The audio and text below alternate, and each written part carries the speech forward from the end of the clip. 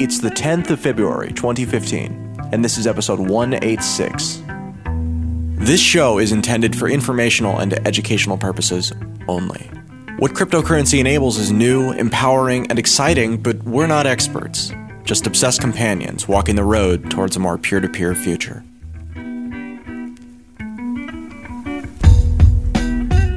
Welcome to a special episode of Let's Talk Bitcoin.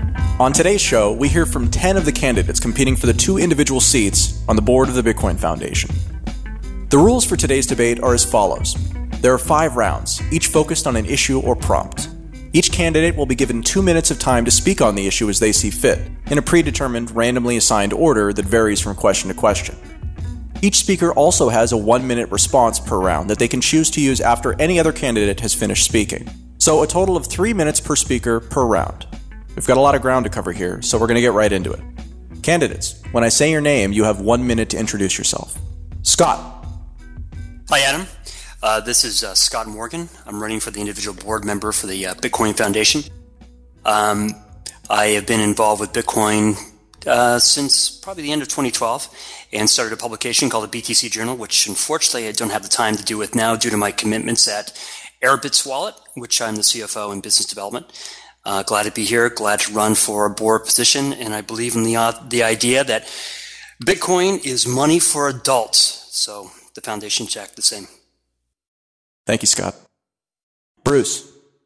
Thanks, Adam. Hi, everybody. My name is Bruce Fenton. I'm active in Bitcoin, and I run a few events, including the Dubai Bitcoin Conference, which took place in December, and the Satoshi Roundtable, which is a VIP retreat taking place a week from today, actually, and the upcoming New England Bitcoin Conference. I founded the Bitcoin Association, which is a decentralized Bitcoin group. And I'm an active investor and advisor to a few Bitcoin companies. My background comes from financial services, where I've been a global economic advisor and a registered investment professional for about 22 years. Jeremy. Hey all, my name is Jeremy Gardner. I founded the College Cryptocurrency Network about 10 months ago. It started with chapters at University of Michigan, MIT, and Stanford.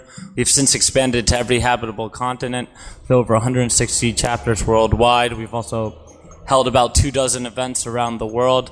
Additionally, I run business operations and development at Augur, the world's first decentralized prediction market platform. Thanks. Thank you, Jeremy. Olivier.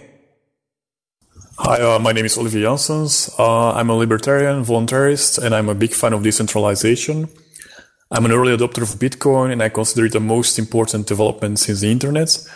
I'm very active in supporting projects that enhance freedom, and I've donated significant amounts to, for example, ProtonMail, Liberty.me, and I have also invested over $2 million in Bitcoin startups, so I'm helping the Bitcoin ecosystem grow. I've also spent over $100,000 in legal fees on Mt. Gox to, bring those responsible to justice, and we're still trying to find who did it, and we're coming along fine there. Recently, I also sponsored $100,000 to decentralize the core development, and the winner there was Mike Hearn with Lighthouse, and we're trying to bring that to a good ending right now. Thank you, Olivier. Theo? Thank you, Adam. Hello, my name is Theo Chino, and I live in New York City. I joined the foundation a year ago because I believe that such entity is vital for the proper development of the Bitcoin. My first interaction with the foundation was after the New York State Superintendent released its proposal. My second interaction was volunteering for the Financial Working Group. I believe the role of the foundation is the advocacy for the Bitcoin community and to educate the public in general about the Bitcoin and how to join it.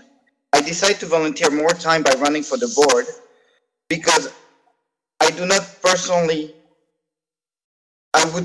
would like to see more involvement of the community. As a long-time participant of successful nonprofit, engagement of the membership is essential for its success. And therefore, I would like to create a better community for the Bitcoin. Next up, we have Jim. Thanks, Adam. Thanks, everyone at Let's Talk Bitcoin for bringing us all together today. I'm Jim Harper. I've been an owner of Bitcoin since mid-2011 and a lifetime member of the Bitcoin Foundation since mid-2013. For 15 years, I've been working in technology policy. I'm a lawyer in California and Washington, D.C. Live and work in Washington, D.C. For the last 10 years, I've been at the Cato Institute, which is a 501c3 nonprofit in Washington, D.C. That focuses on producing libertarian outcomes for Americans and people around the world. I also serve on the board of directors of the National Priorities Project, which is in Massachusetts. And last year, I was the Bitcoin Foundation's Global Policy Council for much of the year, introducing Bitcoin and the foundation to folks in Washington, D.C. and in Brussels. I'm hoping to bring the experience I have in the nonprofit world to the Bitcoin Foundation and help to strengthen that organization for the benefit of the members and the entire Bitcoin ecosystem around the world. Thanks. Thank you, Jim. Colin? Hi, my name is Colin Gallagher. I've been with the Bitcoin Foundation as a member for a while, and I've volunteered for the educational committee of the Bitcoin Foundation in different capacities, currently serving as interim chair. And my interest as my platform for a candidate is to examine how can we look at issues of individual choice to favor user choice and privacy and anonymity, as well as Bitcoin development. But I also want to examine how we can look at issues of post-national development as we're looking at the transition from how worlds aggregate around, how the world and people in the world aggregate around nations and the issue of geographic centers to the issue of a blockchain or blockchain-based development and our post-national future as well. Thank you. Thank you, Colin. Francis? Hello, everyone. My name is Francis Pouliot. I'm a full-time Bitcoin advocate, educator, and community organizer. I currently work as a public affairs director at the Bitcoin Embassy in Montreal, which was the first Bitcoin embassy. I'm also CEO of the Bitcoin Foundation Canada, which is the first and largest affiliate chapter of the Bitcoin Foundation. Basically, I do lobbying against discriminating regulation of Bitcoin in Canada. I conduct education campaigns and nonprofit projects. My background is as a public policy analyst. I worked for several free market think tanks, and I'm on the board of a few pro-liberty organizations. Thank you, Francis. Michael? Hi, my name is Michael Perklin. I'm a Bitcoin security expert who conducts security audits for a variety of Bitcoin exchanges, Bitcoin gambling sites, and other projects that need to secure large amounts of Bitcoin. I'm currently director of the Bitcoin Alliance of Canada, although my seat will be up for re-election shortly. And the Bitcoin Alliance of Canada promotes and educates about Bitcoin to Canadian politicians, the press, and Canadian citizens. I've also started a nonprofit organization, C4, or the Cryptocurrency Certification Consortium, which is a standards and certification body.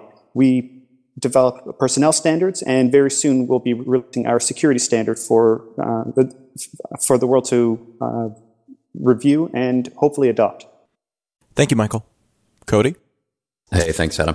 I'm Cody Wilson, open source software advocate, anti-state, radical, maybe some would say. I stand for election to discredit the Bitcoin Foundation, to bring it to its ultimate conclusion, because I believe that the Bitcoin Foundation is now just a force of social infamy and is now the think tank of the Bitcoin counter-revolution.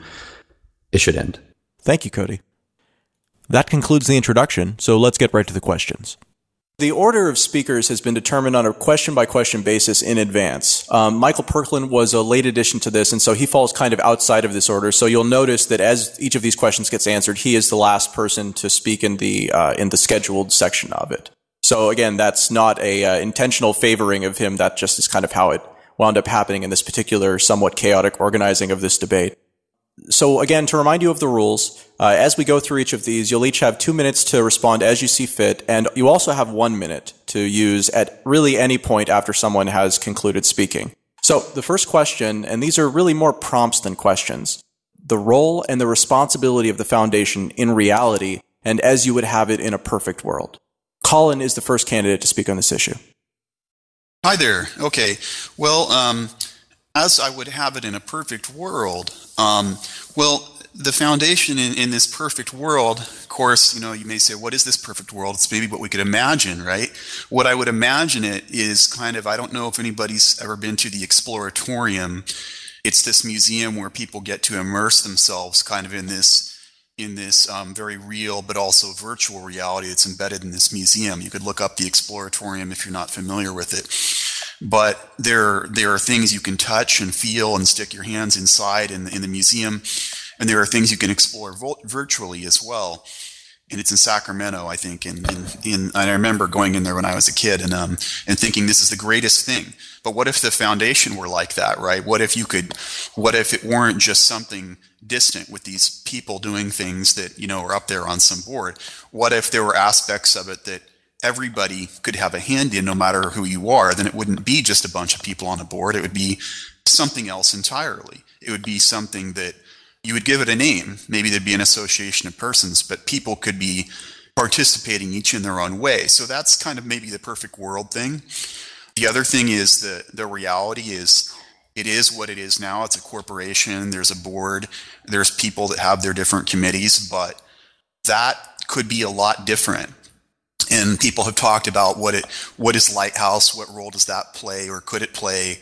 What about BitHub? How could things be funded in a more decentralized way and not have just a few bunch of people making decisions about these things, but still have people involved and have more technology and have it be more decentralized too?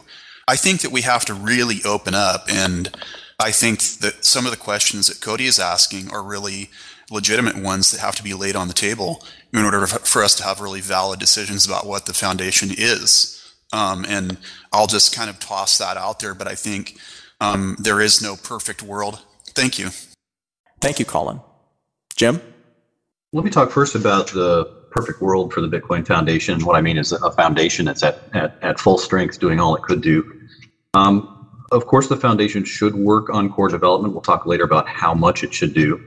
I think also education, that is educating people around the world about Bitcoin and how to use it, and public policy. This is the foundation I essentially signed up for when I joined Core Dev, Education, Public Policy. But more than that, again, perfect world would include member networking, that is resources for members to get together, form businesses, form social communities, work on whatever open source project they want to do. The conference that the Bitcoin Foundation put together 2 years running was a big, important conference, and I would see that continue. And of course, the original vision of a Bitcoin Foundation that includes and supports affiliates would also be part of that perfect world. The foundation itself could produce a lot of material and resources that could be franchised out so that Bitcoin foundations around the world could customize it for their members and for their communities. Right now, we deal with a foundation that's quite different, quite a bit smaller. A recent pivot to core dev may have been necessary, and I don't oppose the foundation doing core dev work, but it shouldn't be the only thing that the Bitcoin Foundation does. I'd like to see the foundation on firm financial footing, building out in whatever direction the membership thinks appropriate. A study that I did of the Bitcoin ecosystem early in my tenure on the foundation could be the way of directing the foundation, determining what, in the opinion of membership, is the most important thing to work on for the Bitcoin ecosystem. We'll talk more about where the foundation should go, but building from core dev out would be the right thing, in my opinion. Thank you, Jim. Cody, I'm going to restate the question here. The role and responsibility of the foundation in reality, and as you would have it in a perfect world.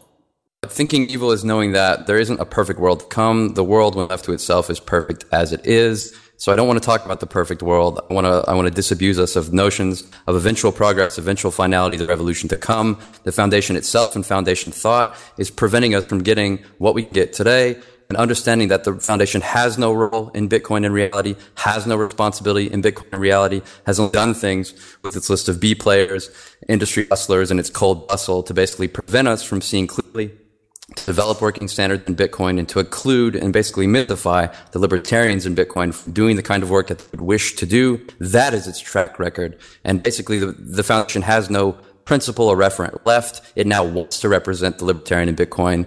I would like to answer it with symbolic disobligation that no, it does not even represent us. Theo? Yeah. Well, in a perfect world, we would not need the foundation. But this is reality, so the foundation is part of the ecosystem where people get together.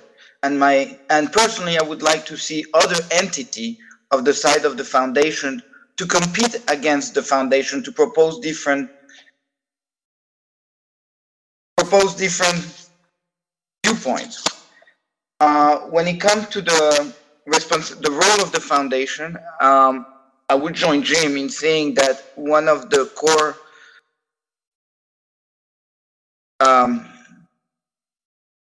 I know you will call it, sorry.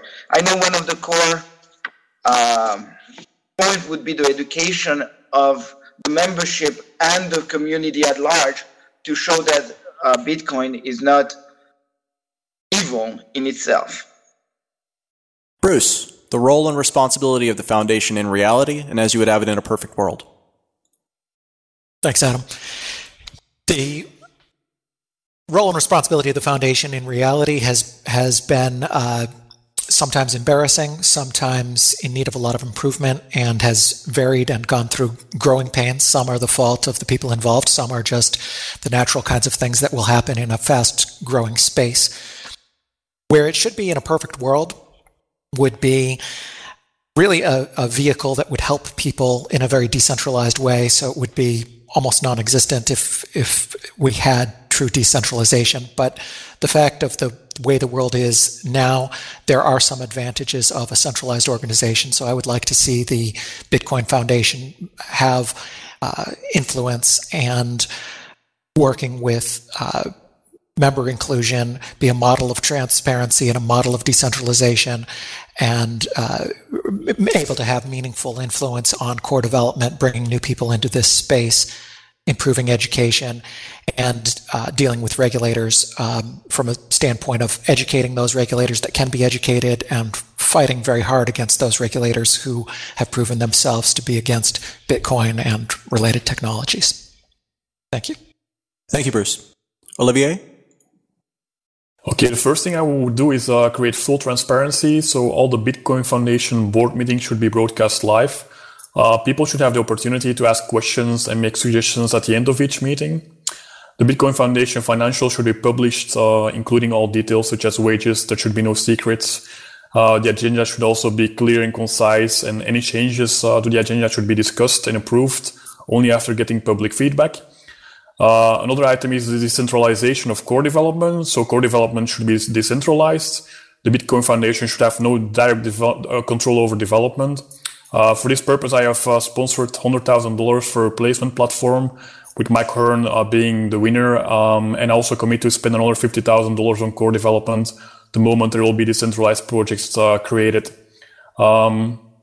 I also want to move the core developments out of the pay from the Bitcoin Foundation to a decentralized crowdfunding platform as soon as it's commercially viable, so they don't feel a difference in their wages. I also want to spread global Bitcoin awareness, so I want to facilitate the creation of local groups that will go to every store in every corner and inform them of the advantages of Bitcoin. This can be done in cooperation with existing service providers to encourage a monetary incentive. For example, BitPay can give like a commission for each of the referrals. We can visualize the progress with a graph on the Bitcoin Foundation website and say like how many stores are left to achieve worldwide and in the United States. The same can be done for personal adoption. I want to make like a mass change type event. So we can do it for everyone. And the last one is protecting the essence of Bitcoin. So the core principles of Bitcoin should be laid out on the website and defined, and explanation should be given for their importance. To speak back to what Olivier said, I don't think that the idea of transferring everything over to Lighthouse and taking it all away from the foundation is a good idea. I support the idea of Lighthouse, as I've mentioned in my posts and my statements before, but I feel that a hybridization of like human deliberation and also something like Lighthouse and BitHub is important. So there's a role for the foundation or associations of persons that would be aligned with the foundation or something like it, and as well something like Lighthouse or BitHub or these kinds of things as well. So the idea is that there's a hybridization, or what can we explore, what can we do that's different, rather than just saying, let's take this and shove it off into a different sphere and clear slate. I don't support that full approach such as Olivier is proposing. Okay, so the most important question to ask is, why does Ethereum get like $20 million in funding overnight And why didn't Bitcoin ever get like a huge funding event? The reason is the Bitcoin Foundation. So the core developers are under the foundation, the most important ones at least that everyone looks towards, like Gavin. The moment these guys step out of the foundation and do like a public effort to get funding from the public and join together with the rest of the developers to make like a huge development funding event, we will get millions overnight almost. And I want to make this happen. And I think the foundation is actually sitting in between this and preventing that from happening. So, Livy, I'd actually like to respond to that. You mentioned that that Ethereum got those many millions all because of the foundation's existence, and I think that's a little bit of a stretch to say. Ethereum was a crowd sale. They sold a product, the tokens that would be used on their network, and there was a lot of interest in those tokens, which drove the sale. Bitcoin never had a similar sale. That's why there is no similar comparison. And with respect to centralizing the development, I think that's an inaccurate statement as well. While the Bitcoin Foundation does have some of the core developers on their staff, so does BitPay, so does Blockstream. There are a variety of different companies that are funding developers in addition to the foundation. And I personally don't see the foundation as being in control of development. I think it's decentralized. I think the point about Ethereum is a good one. The Bitcoin Foundation has had more dubious and less efficacious influence on the actual, let's say, funding rounds that Bitcoin companies have had, and therefore less influence in what these companies take as a direction, their own particular interfaces with regulatory authority. And now, as some of these Bitcoin companies become mega capitalized and far more influential than the foundation itself recognizes that it's no longer even useful and has harmed itself in its regulation or its interface with regulatory authorities, and would now only seek to do development. And our answer there is that it's even in doubt whether it can do that effectively.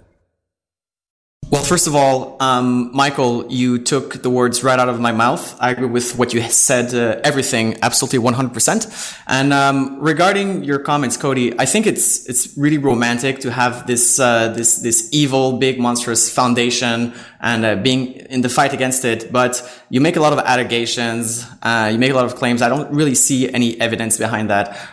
From what I've seen, yes, there's been some scandals with the board and some board members, associated to board members, but I've never heard of or seen proof that the foundation was involved directly in fundraising rounds of some of its members or etc. So I'd like to see some proof or evidence if you have any.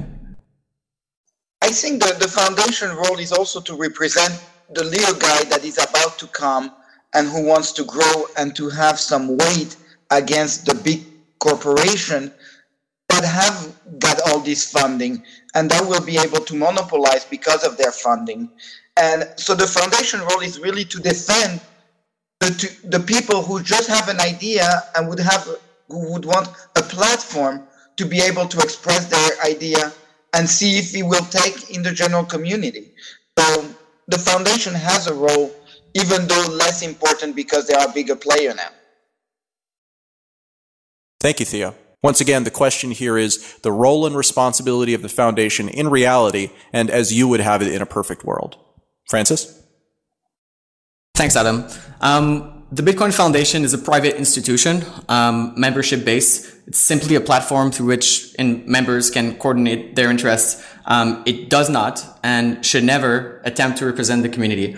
That being said, it's true that the general public's perception of the foundation obviously taints on the Bitcoin community as a whole, so the foundation should be mindful of that. The foundation's sole essential mission should be to protect, promote, accelerate a healthy development process of the Bitcoin protocol and other Bitcoin-related open source software and technologies.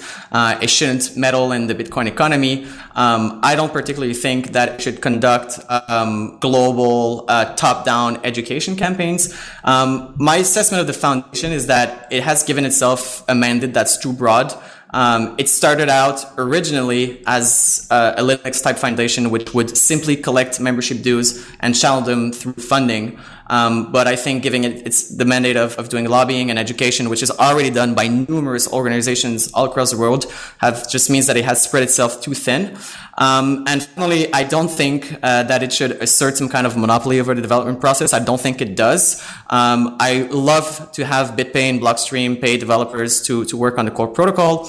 I think the foundation should simply do training programs, for example, to get more developers. So continue being a central part of development, but not try to have a monopoly over it. Thank you, Francis. Scott? Well, it looks like in reality, the role of the foundation so far has been, somewhat of a landing page for people interested in Bitcoin, and I think that's probably how it should be. And the unfortunate thing is, if you take a look at the foundation's website, I don't see anywhere where Satoshi's white paper is even mentioned.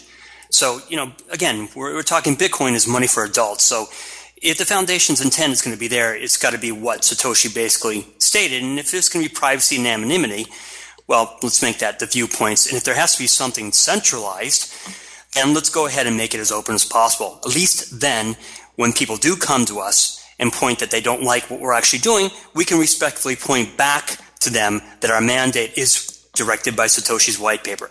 And further, as being adults, if they want to disagree with that, we can say, oh, that's great, but as adults too, we should not allow anybody to take something they can't. If you can't ask for something, you shouldn't be able to take it as well. If we're going to go along having a foundation, decentralization has to be the key. There has to be open clients and libraries. Just having one library, I think, is kind of ridiculous, especially if money is funded directly from the foundation for it. Libet Bitcoin, for instance, the perfect example of how there's other clients that can be utilized, and if there is money going to be flowing, it should flow to everybody equally. Thank you, Scott. Jeremy? So I'm going to kind of flip the question around here and say that in a perfect world, Bitcoin would not require a 501c4 trade in advocacy groups. However, the world we live in is imperfect, and this awesome blockchain technology needs advocates. And like it or not, the Bitcoin Foundation has an ear with those in the world who have the capacity to let Bitcoin either flourish or flounder. And I'd prefer to see it flourish personally. The Bitcoin Foundation is not Bitcoin, but it can help promote and buttress it. And as the executive director of an educational nonprofit promoting Bitcoin, I see the foundation's role as very complementary and really speaking to those who make the decisions that influence this technology in a major way. I think that it's important to talk about decentralization, and we have to keep in mind, though, when we talk about ways to change over from the current way that development is done, we have to remember that we don't and will not have control over the developers. Gavin is looked up to and leads this in many ways, certainly a voice that has a lot of influence in this community. He's a smart guy and knows that clearly he could leave the foundation, start his own thing, and everybody would fund it. He hasn't done that, and I think that we have to take that into account, that we can't just assume that people are going to switch over to another system unless we know for sure that they've already agreed to that. So I definitely agree that we should decentralize more, but we have to also keep in mind that there are other factors that we don't control in that process. Thank you, Bruce. Michael, the question once again is the role and responsibility of the foundation in reality and as you would have it in a perfect world. You have 2 minutes. Thanks, Adam. So currently, the role and responsibility of the Bitcoin Foundation, at least as currently as it was right before the very recent pivot, they were concentrating on quite a lot of different things. There was some government lobbying taking place both in America and in Canada. There was some legal frameworks that was being put in place. There were trademarks and patent holdings to fight against trolls. Of course, there's developer funding and making, standards for developers. In a perfect world, as I see it, they would be concentrating on just two things, and that would be the developer funding and the development of the protocol, and education for the human capital. The human capital is the biggest deficit that we have in the cryptocurrency ecosystem. We don't have enough developers who understand Bitcoin through and through, and there are a lot of developers who understand a little bit about Bitcoin, but don't understand all of the the cryptographic details or some of the more technical details.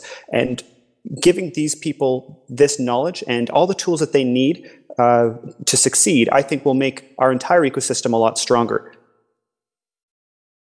Thank you, Michael. I just like to say there's seems to be a broad misunderstanding about the foundation's role in funding core development. It only pays for the salaries of what I believe are 2 of the core developers, and all the core developers that do work on the Bitcoin protocol, they have plenty of streams of income, as Peter Todd, who's been staying with me for the past few days, has made quite clear to me. Thank you, Jeremy. And that ends round 1. The second round starts now. The order is going to be different in terms of speaking for this one. And the question/prompt, this is really more of a prompt, the foundation and decentralization broadly. The first speaker on this particular prompt is Theo. Your 2 minutes starts now. Thanks, Adam. Well, the foundation and the decentralization, I don't believe that they are not mutually exclusive. I mean, there are those who believe in total decentralization, and there are those who believe that some sort of minimal communication should happen. So I don't see that both structures cannot coexist together in the Bitcoin world. I mean, those who feel that they want to be left alone can spend the time and develop their hard content, and those who believe that there be some structure where people can exchange idea for the Bitcoin, they should get together. And those of us who do believe in that, we should lobby for some sort of foundation or a group, and that's what this election is all about. So I don't believe that the foundation and decentralization cannot coexist together. Thank you, Theo. Francis? Thank you, Adam. Just a little background about myself and my politics. I'm definitely a radical libertarian, fighting against the state, pro-decentralization. I would call myself an anarcho-capitalist. I don't at all believe that the existence of a centralized institution like the foundation is contradictory to the crypto decentralization movement, and far from it. I think to think that a centralized institution is contradictory is beyond ridiculous. In fact, there can be no decentralized society if people aren't free to associate themselves and coordinate their interests. One day, perhaps we'll see a Bitcoin Foundation or something of the likes, which will be a DAC or something like Lighthouse. I don't believe, and all due respect to Ollie, that the necessary technology has been developed yet or is easy to use to make it a logical choice for the foundation right now. I think that the Bitcoin core development is already decentralized. The foundation, as Jeremy pointed out, only supplies a salary to, I think, 2 core developers, and the technical team is only 4 people. BitPay, Blockstream are paying for core development, and a lot of developers are doing that on their free time. I think the foundation can, as Michael said, create training programs to have more developers take part of the development process. So the foundation, by existing and by making those resources available, it is contributing to decentralization of the Bitcoin development and protocol. Finally, I think in a decentralized society, it's just normal to have people link their interests together with some form of institution, and it's not at all contradictory to the decentralization movement to have a foundation. Thank you, Francis. Yes, I understand the remarks you made and also the remarks which were made in the previous question, and I will give you like a 2-minute extensive reply on why I think the foundation does have a negative influence on core development, and why it actually does have a control over the developers. So I will respond to that extensively in the next question. Thank you for that response, Olivier. Your 2 minutes actually starts right now for this question. Okay, so ultimately the Bitcoin Foundation should have no control over Bitcoin itself. At all times, I will support decentralization initiatives for decentralizing core development and anything else which would help diminish the Bitcoin Foundation's power.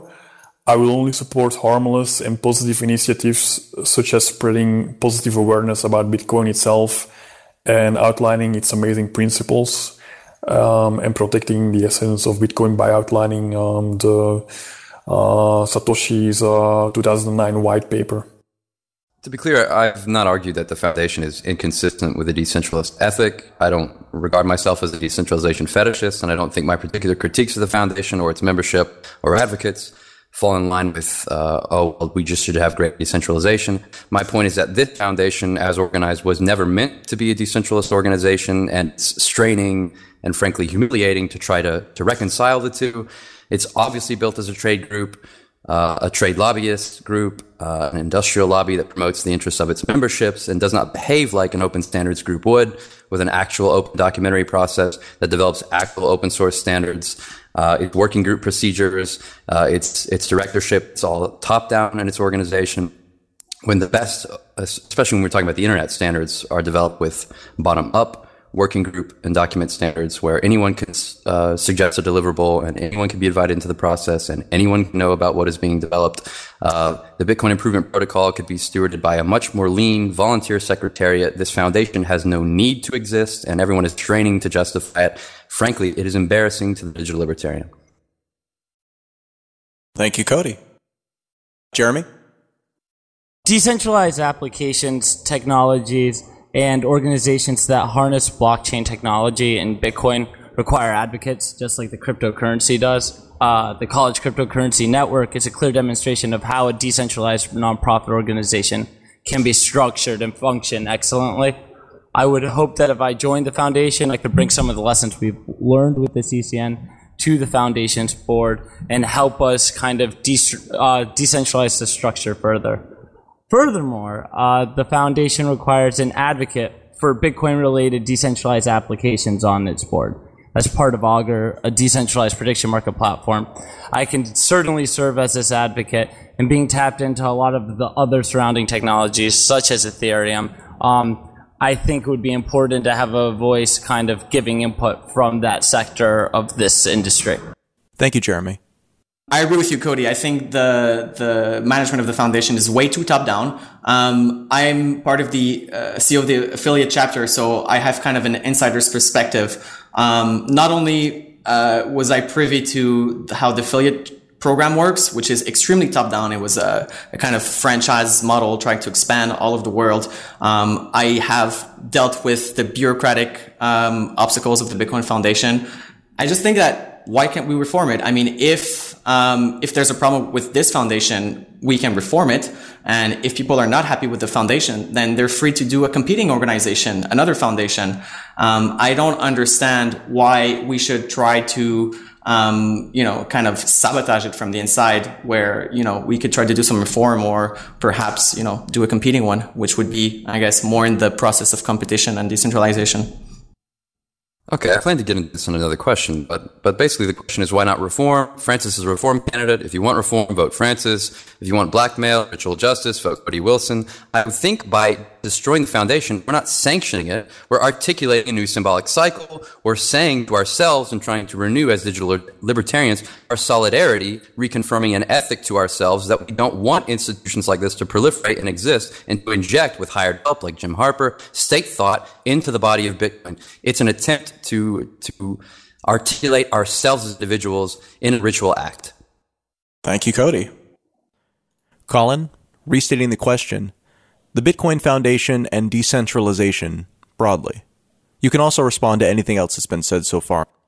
Okay. Well, this is Colin Gallagher, and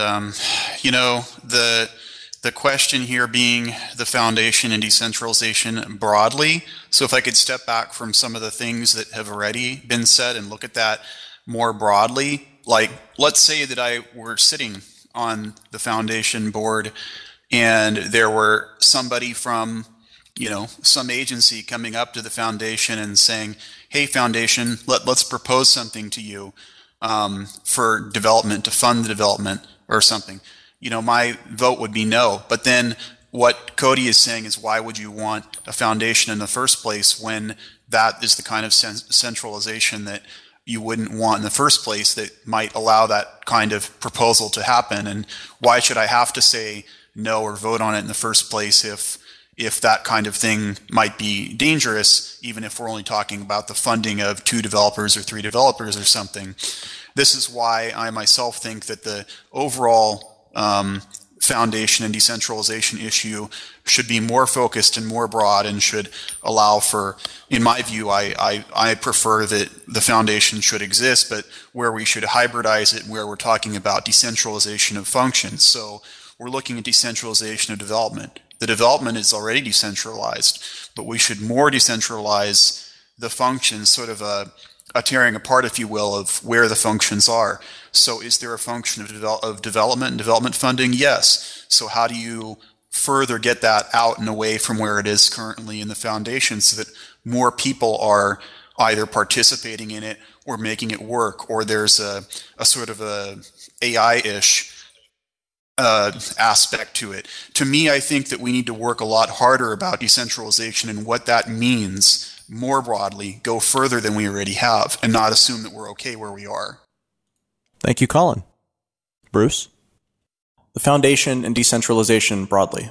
Thank you. My name is Bruce Fenton. I think that there's a lot of talk and focus about decentralization, and I absolutely believe that it is important, and I think it would be great if the foundation could serve as a model of a decentralized organization. I am fascinated by the concept of decentralized autonomous organizations and a lot of the technology that's been developed about this. However, I don't think that that is the number one priority for a couple of reasons. One, it's easier said than done. There hasn't been a lot of successful models. Technology like Lighthouse are brand new. We can't point to organizations that have had meaningful impact on our world that have used this model.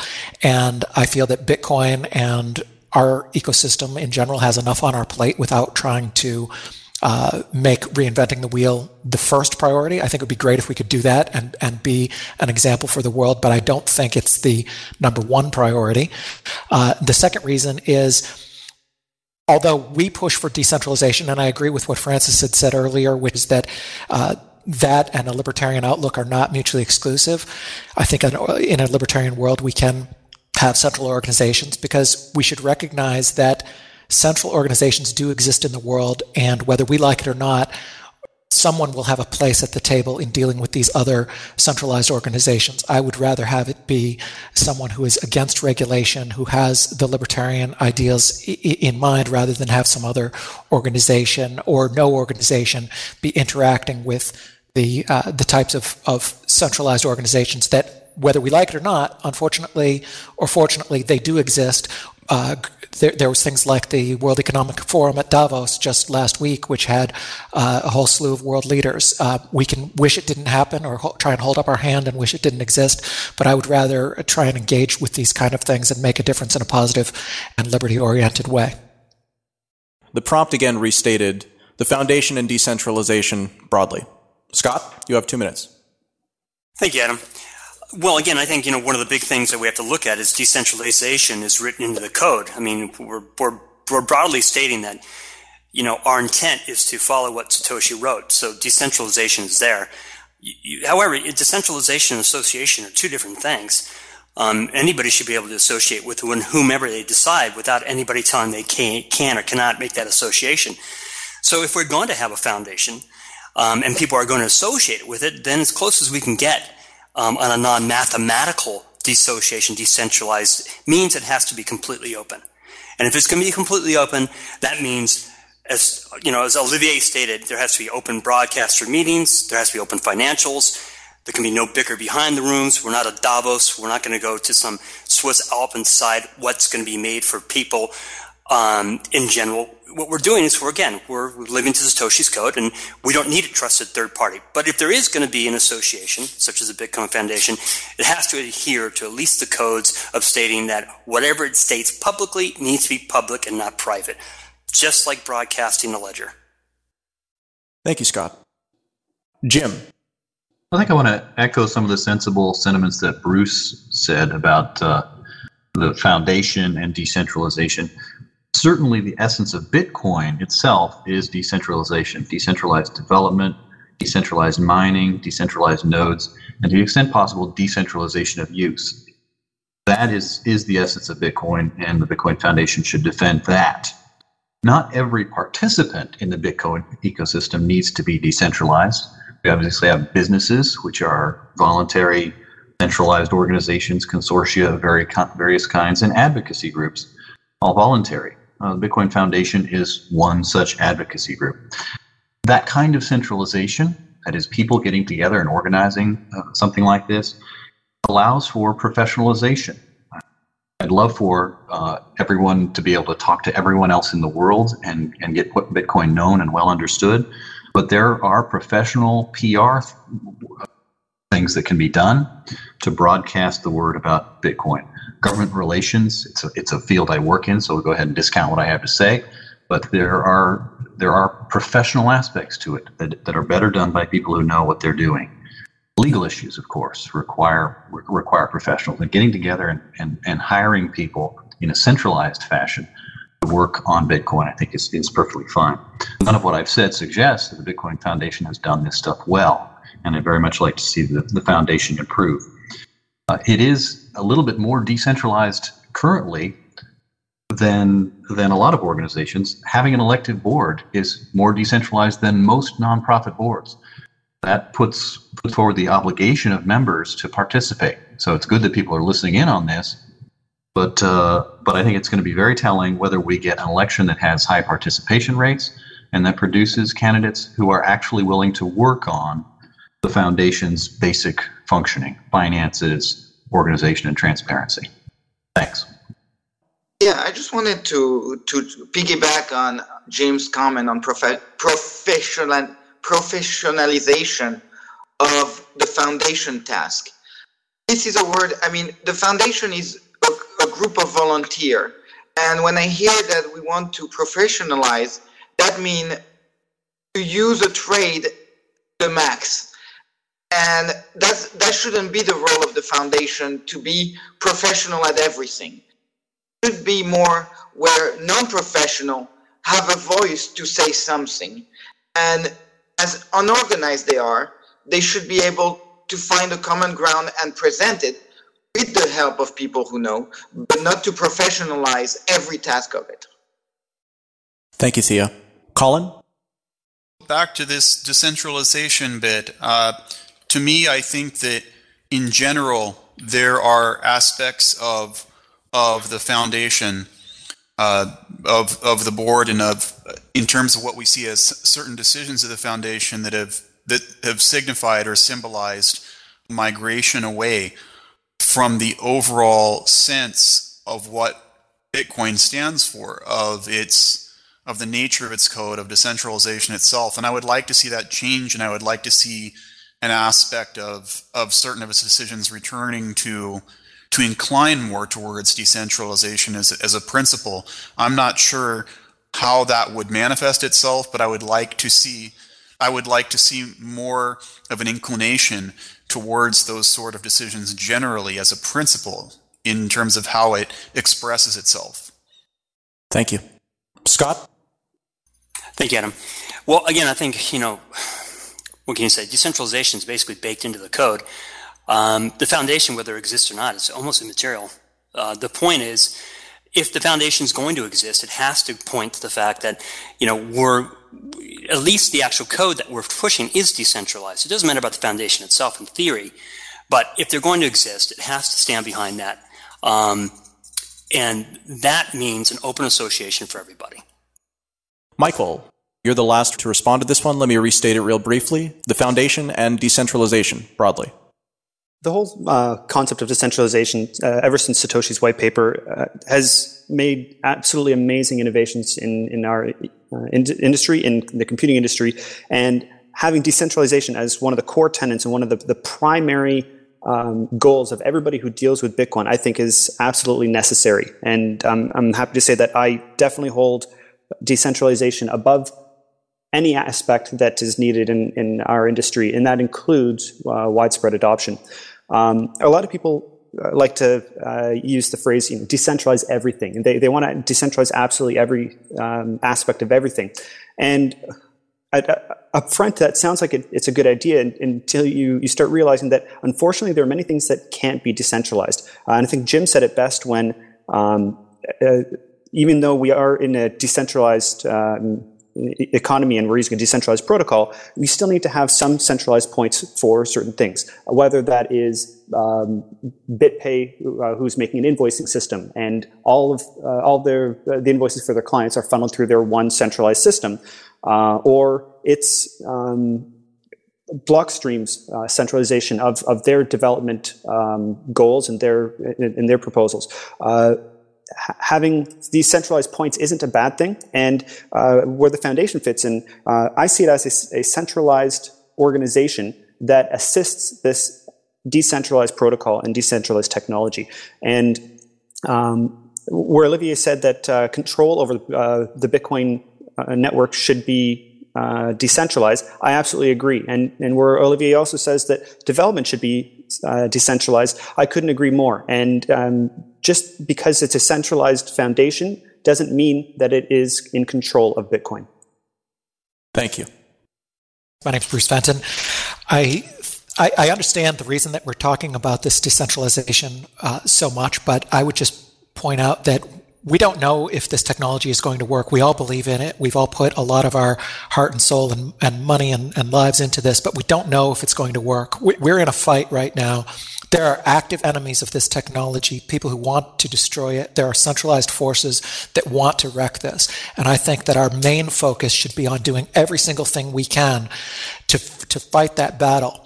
And I would rather see our efforts focused on fighting people like Losky than taking the time and effort to create a new system that has never really been done before with decentralized autonomous organizations and things like that. I definitely believe they're a priority. I like them. I think that we should do that. I hope that we can be a model for other organizations, but I just think the priority should be to do everything we can to make this technology work.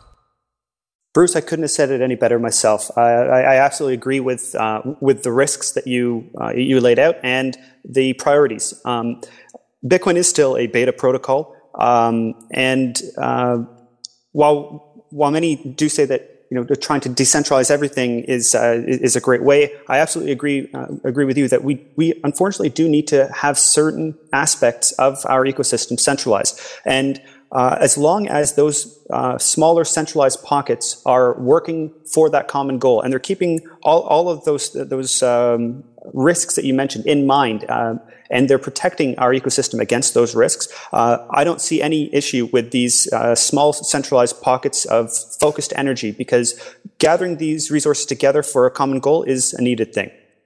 Thank you, Michael. And with that, we conclude the second round of today's debate. While we get ready for round 3, I'd like to present my good friend John Barrett, host of the Bitcoins and Gravy Show, to perform his original song, Ode to Satoshi. John?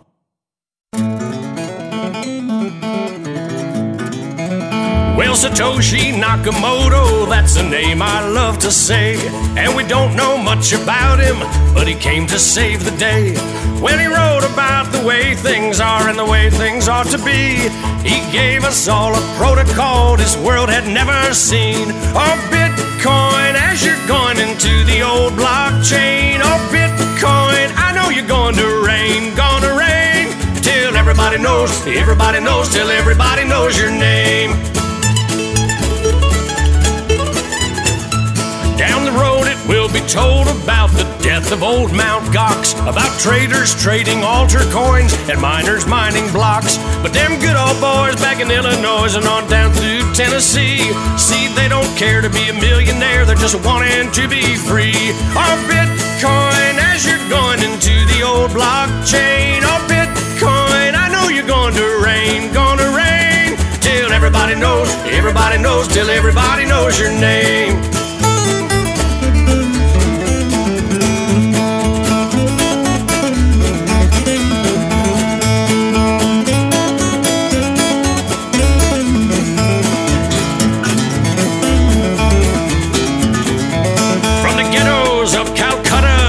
Halls of Parliament, while the bankers count our money out for every government. Oh, Bitcoin flies on through the skies of virtuality, a promise to deliver us from age-old tyranny. Oh, Bitcoin, as you're going into the old blockchain. Oh, Bitcoin, I know you're going to reign,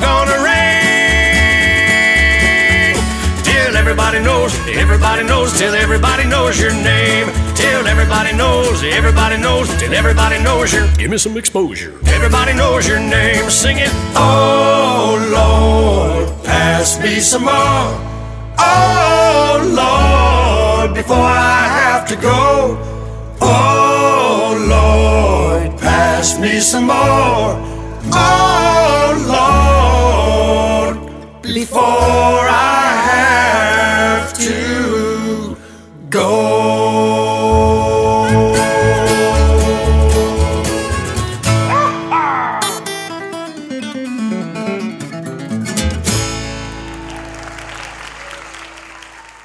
We'll move to round 3.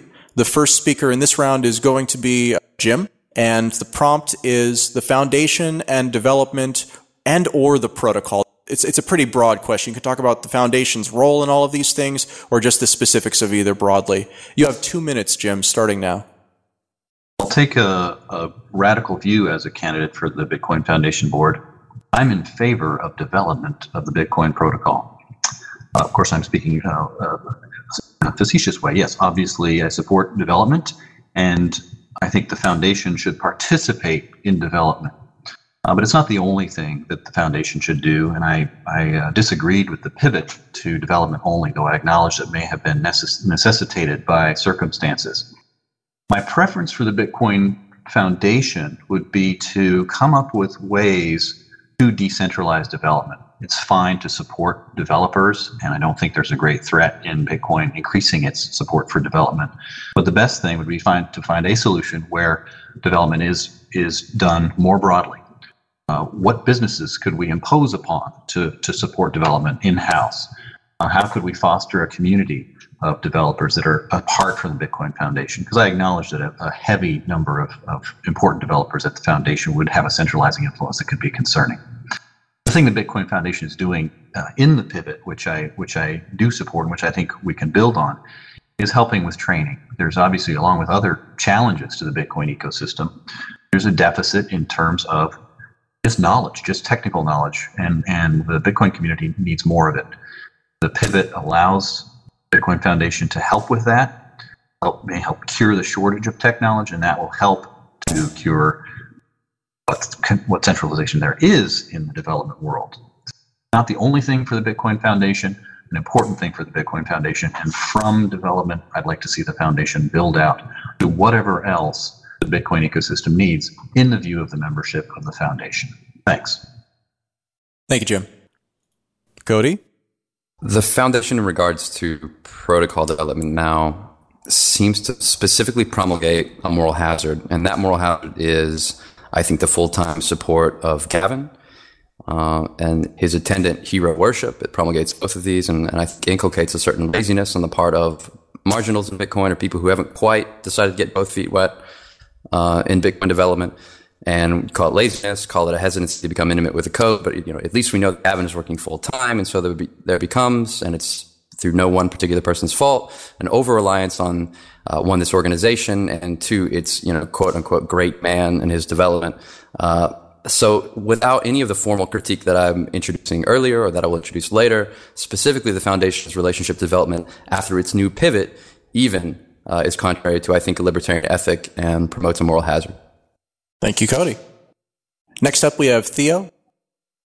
In relation to coding and the foundation, I think the foundation role within the code shouldn't be to promote new ideas or new feature into the code, but more to be like a guarant or the cop to make sure that code keeps with the ideal of decentralization, to make sure that there is no bad Trojan horse embedded in the code. That's more the relationship of how I see the foundation and coding. So when it comes to what I would do for the advocacy for the foundation is exactly that, is making sure that the foundation monitors for things happening in the ecosystem and to broadcast them. For example, when we see on wiki page false information, and when people remove it, suddenly reappears. And so that's the foundation role, is to make sure that the bad element is rooted out by calling upon it. So in terms of the coding, like I said, it should be making sure the code is clean. And what I would like to see is more like the development of a trust label, saying, here is a certification step that you can take to make sure that you are a reputable company. And if you get it, you are reputable. Also, the foundation should work with helping the membership into figuring out the step into how to defend themselves. For example, I'm involved in a lawsuit against Lowski because I live in New York State. And I would have expected the foundation to have some roadmap I could use to defend myself. And that's the role I see. This is a rebuttal to Jim and also Theo.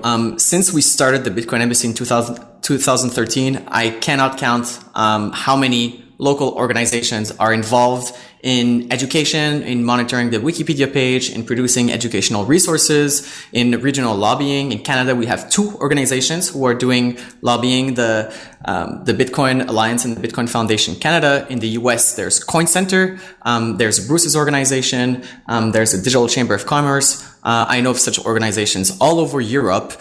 And I would just like to point out that all of these organizations, in all of these organizations, none of them are involved in financing or supporting core development. Thank you. Scott, so you'll have 2 minutes to respond to this question. The prompt again is the foundation and development / whatever your take on it is, the protocol. Thanks, Adam. Well, I think the real concern that is important in my mind is, does the foundation have an overreaching influence on development? I think Cody pointed out pretty well that there's a powerful incentive for development to be centralized if there's a financial incentive present, i.e. through the foundation. So how do you solve that problem? One of the solving problems may be that if you have a competitive client or library, that should also be funded. And just like, the party system in the United States, if we were to go ahead and do what we were supposed to do, which is i.e. funding everybody through their taxes, through a little box that you check, well, then if we have 1 or 10,000 different people running for a platform or different parties, well, then that would be great. That would be decentralized in itself because of the nature of it being spread out. But I think, again, that's what we should be looking at. If you're going to give money to one source, it should be all sources, or just don't do it. The great thing about the consensus protocol, as Satoshi put into his paper, the process is already set. It's already set to 51%. So the process, at the end of the day, the development will take care of itself. Thank you, Scott. Colin? Okay, so for me, the foundation development of the protocol is bigger, far bigger, obviously, than just the foundation, because the foundation to me is just like a micro slice of what is happening in development land. And I look at things like what has gone on since the foundation, since developers talked about what to do with dust issues. What is happening in microtransactions, which is a big interest to me. I have like a micro giving project that I'm kind of working on. What about more generally the future of how there can be difficulty adjustments, like this discussion of the Komodo gravity well, so that people with ordinary computers might be able to contribute a small amount of their computing power to mining again, which right now is really not feasible. Is this kind of thing possible? So could the foundation introduce these kind of discussions, or have people come in to have them more regularly introduced, at least for discussion conceptually, before the foundation, and then have these avenues for participation be submitted in through GitHub, so that non-technical users could be able to introduce ideas that they've heard about or have interacted with some developers, and then maybe have them introduced in a non-technical way. I think that's something that the foundation could serve to be useful for. Again, if it's non-technical, because the more technical that you get, the more you're diving into lists and into GitHub. And then from my perspective, as I'm occasionally been a participant in that process, then it becomes an issue where in that venue, it becomes very, very technical, and a lot of people aren't interested in that. So the foundation is perhaps has avenues for non-technical users that could be explored in the future. Thank you, Colin. Francis? Thanks, Adam. Since Patrick Merck took over the executive director position at the foundation, there has been an initiated change to focus on development, and I agree 100% with that decision. And as a board member, I would ensure that this change focus remains. First of all, the foundation, as I guess when people talk about the foundation influencing development, they mean the board. I really don't think that the board influences Gavin and his team in their technical decision. If that's the case, then I'm a fool. And if I get elected, I'll tell you guys that I was a fool. But in any case, what Gavin does as an employee of the foundation, I'm pretty certain he would do, either as self-employed or employee of a corporation. The foundation is a nonprofit, and I think it's important to have at least one nonprofit involved in development. Nobody's mentioning that Blockstream raised 21 million, and they're hiring core developers, and they're a private corporation. So is BitPay. So I think it's good to have at least one kind of neutral organization involved there. The development process is bit meaningless because not meaningless in the sense that all the proposed changes have to be implemented by minors. So it doesn't really matter what the foundation wants to implement as a change. The changes have to be implemented by minors. And one of the reasons why it's good to have at least one centralized corporation is that when big forks and big changes have to be implemented, you need to get all the miners and all the big mining pools into, one kind of discussion. And, maybe before the fork happens, you try to coordinate everyone. This obviously can't really be done by a decentralized corporation. So simply, I think there's room for at least one centralized nonprofit involved in development, and the foundation already fulfills this role. I think Francis has done excellent work in Canada, and I salute all that he does and his colleagues there.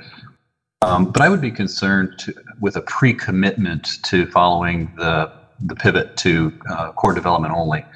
Most foundation members today signed up for a foundation that had a broader role, that is the core dev, education, public policy, and all that other work. I think that one shouldn't probably commit to that narrow focus until learning more from the foundation's membership, what their priorities are for Bitcoin. So that's a difference between Francis and I, although he's certainly an excellent candidate. Thanks. Thank you, Jim. So, Jeremy, you have 2 minutes to respond to this question, starting now. Like Francis, I couldn't be more supportive of Patrick Merck and Company's recent pivot towards development and the protocol. The DevCore conferences, the first one I think being next month in Boston, are bringing fresh talent to Bitcoin. I know I have at least a dozen students from the CCN going to program on the blockchain for the very first time. And I think that can be a very vital role that the foundation plays. But the foundation also does not necessarily need to solely dedicate itself to the development and protocol of Bitcoin. However, it requires the consensus of the community and of its members before being too extensive in its outreach in other areas. Whereas with development, it's something that there's general consensus is a good thing that the foundation supports. Hi, I wanted to respond to Jeremy's and Francis's comments and some of the other thoughts I've heard here, and this notion of the supposed need for a centralized companies in order to somehow benefit or buffer what is going on in terms of consensus arrangements and the code and so forth, I think is a preposterous notion.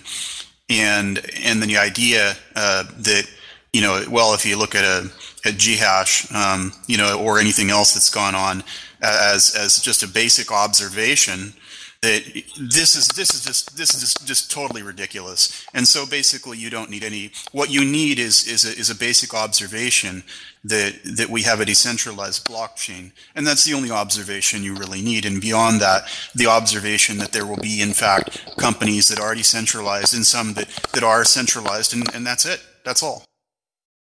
I want to emphasize that I didn't really say anything about decentralization. All I said was that I applaud the foundation's pivot to what its membership was seeking for the foundation to focus on, because that's what's really important. The foundation is supposed to serve as a trade group, advocacy group for its members, and that's what it did by shifting to focusing on core development. And I was applauding that measure, and I will support measures such as that, where they listen to its membership if I'm elected to the board.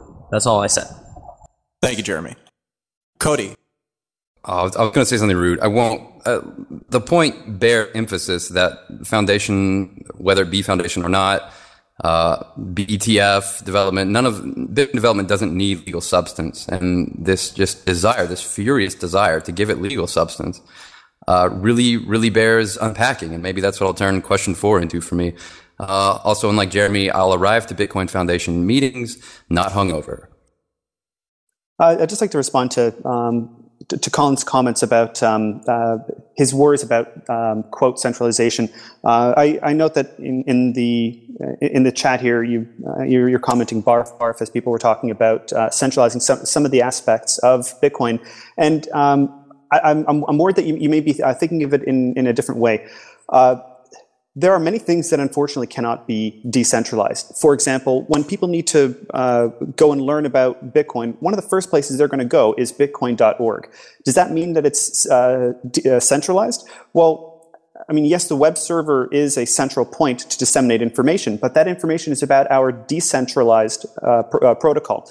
And when companies get together, or when groups of people get together to focus their effort on development or on whatever they're doing, that's not a centralization. That's just a focusing of resources. Thank you, Michael. Olivier, you have 2 minutes to respond to the prompt. The prompt, once again, to remind, is the foundation and development or the protocol, any way you see fit. 2 minutes on the clock, starting now.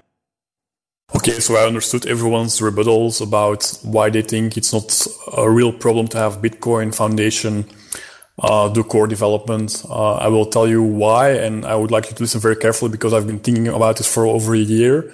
And I also understand all your points, and I've been thinking about those too for a long time. I have no issue with centralized organizations such as a BitPay or like a BitPay, Bitcoin.org website. I think the Bitcoin Foundation became desperate and is trying to keep itself alive by trying to get control over core development now. And they're abusing the status of Gavin and Vladimir. The Bitcoin Foundation has Gavin and Vladimir on their payroll. Gavin was made lead developer by Satoshi. Gavin recently transferred lead status to Vladimir, while in a very extreme case, people could completely go around the core devs and fork the code. I personally do consider Gavin and Vladimir to be in de facto control of what gets allowed inside the Bitcoin protocol or not. This also creates a dangerous risk for them to be politically influenced by the Bitcoin Foundation, since they get paid by them. Even if the above was proven to be false, which it is not, the Bitcoin Foundation is sitting in between the core devs and the community. It would be much more efficient to have the core devs directly paid by the community because of the following reasons. There will be direct feedback between developers and the community because developers can list the features they would like to create and the community can sponsor the ones which they want the most. This will allow market mechanisms to take effect, so supply and demand will come into place. So if there's like $1 million being crowdfunded, many more developers can be paid and join in. I really feel the Bitcoin Foundation prevents this from natural process from happening. Thank you, Olivier. Bruce? Thank you. So I support Patrick Merck's focus on development, but I also believe that we should be more broad in our focus long term. I think that part of the reason for the shift in focus was due to resources. I think it's a wise thing, given the time and financial situation of the foundation, particularly with the dropping price of Bitcoin and the financial resources. But I believe that we should be more broad when possible in the future and as we grow, and hopefully this entire space will grow. On the bigger picture of whether we should be involved in development or not, is this a grab by some at relevancy for the foundation? Perhaps, maybe. I think most of the people on this call are not involved in that, and that's not the motivation of most of the candidates, or maybe any of them, for running. there has been a shift and changes in the board and other positions within the foundation. Is it needed at all? Is the foundation needed for core development? No, it's not. But we could also say that about any centralized organization or any charity, and many of them do very good things. So I think the bigger question is not, is this a grasp of relevancy? Is this needed? But can it be a benefit? I think we need all the help that we can get in this space, and I firmly believe that we can continue on the path that we have. I think that most people in this community support Gavin and support the system. And although they want changes, I think that overall this can be a very positive thing. And I think the DevCore plans that are going on in Boston, developing the developers, is a great example of that. That's something that, sure, somebody else could have done it, but nobody else so far has stepped up with something quite of that quality and caliber. So I think that we can be a force for good, and we can be a positive net benefit on this community and on Bitcoin. Thank you. Thank you, Bruce. Michael, you have 2 minutes on the clock, starting now. So, Olivier was commenting on the quote, centralization of development with the Bitcoin Foundation, and he paints a picture where it makes it seem like every one of the core developers are all employed by the Bitcoin Foundation, which gives the foundation undue influence over all of Bitcoin development. That's simply not the case. There are a variety of different companies involved, whether it's Blockstream, whether it's BitPay, whether it's, of course, the Bitcoin Foundation, Cypherex, or Armory. And each of these 5 companies, they all employ many of the developers who aren't employed by the foundation. People like Mike Hearn, Alan Rayner, Jeff Garzik, Luke J.R., Peter Todd, Eric Lombroso. All of these developers work for a variety of different companies. Satoshi wrote in the code that consensus rules, and Scott commented on this earlier, that 51% is required for things to move forward. And Satoshi chose Gavin to succeed him because Gavin displays this personality trait in spades. Every change that is proposed by any developer, whether it's one of these core developers or not, is debated by everybody. And when there is consensus and everyone agrees this is an improvement that would benefit all of us, only then is it included. And because of this decentralized methodology, there is no risk for the foundation to be in control of development, because they're not in control of development. They're just one of many developers who are contributing. And while, yes, Gavin is a great leader in terms of his personality, he's able to focus the efforts of many people together. He never has used that to shoehorn something that he likes or to restrict something that he doesn't like. He works with the consensus that Satoshi gave him. One other thing to follow up that could be a benefit of a centralized organization in a role in development is, fortunately, the code itself protects the code from being co-opted in an easy manner. However, there are potential unforeseen situations that could arise where miners are given core orders to follow protocol changes or other attempts that we have just not thought of yet that could arise to try and corrupt or harm the code in some way. And so I think that having an organization that is able to fight for that and fight for the independence and fight for the true principles that we have is useful. And I think also a lot of the more positive things like the DevCore, developing the developers, are really good roles for this. So that's just something I'd add. Thank you, Bruce. Scott, you have 1 minute starting now. Thank you, Adam. Well, again, I think, we're getting back to where the protocol, again, there's a 51% consensus, and it was done for a purposeful reason.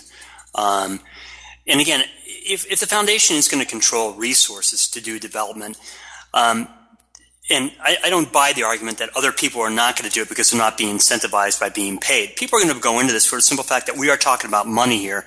And the great thing about Bitcoin being the first application on the protocol, it's about money. It's going to draw people to it, regardless if you're being paid or not.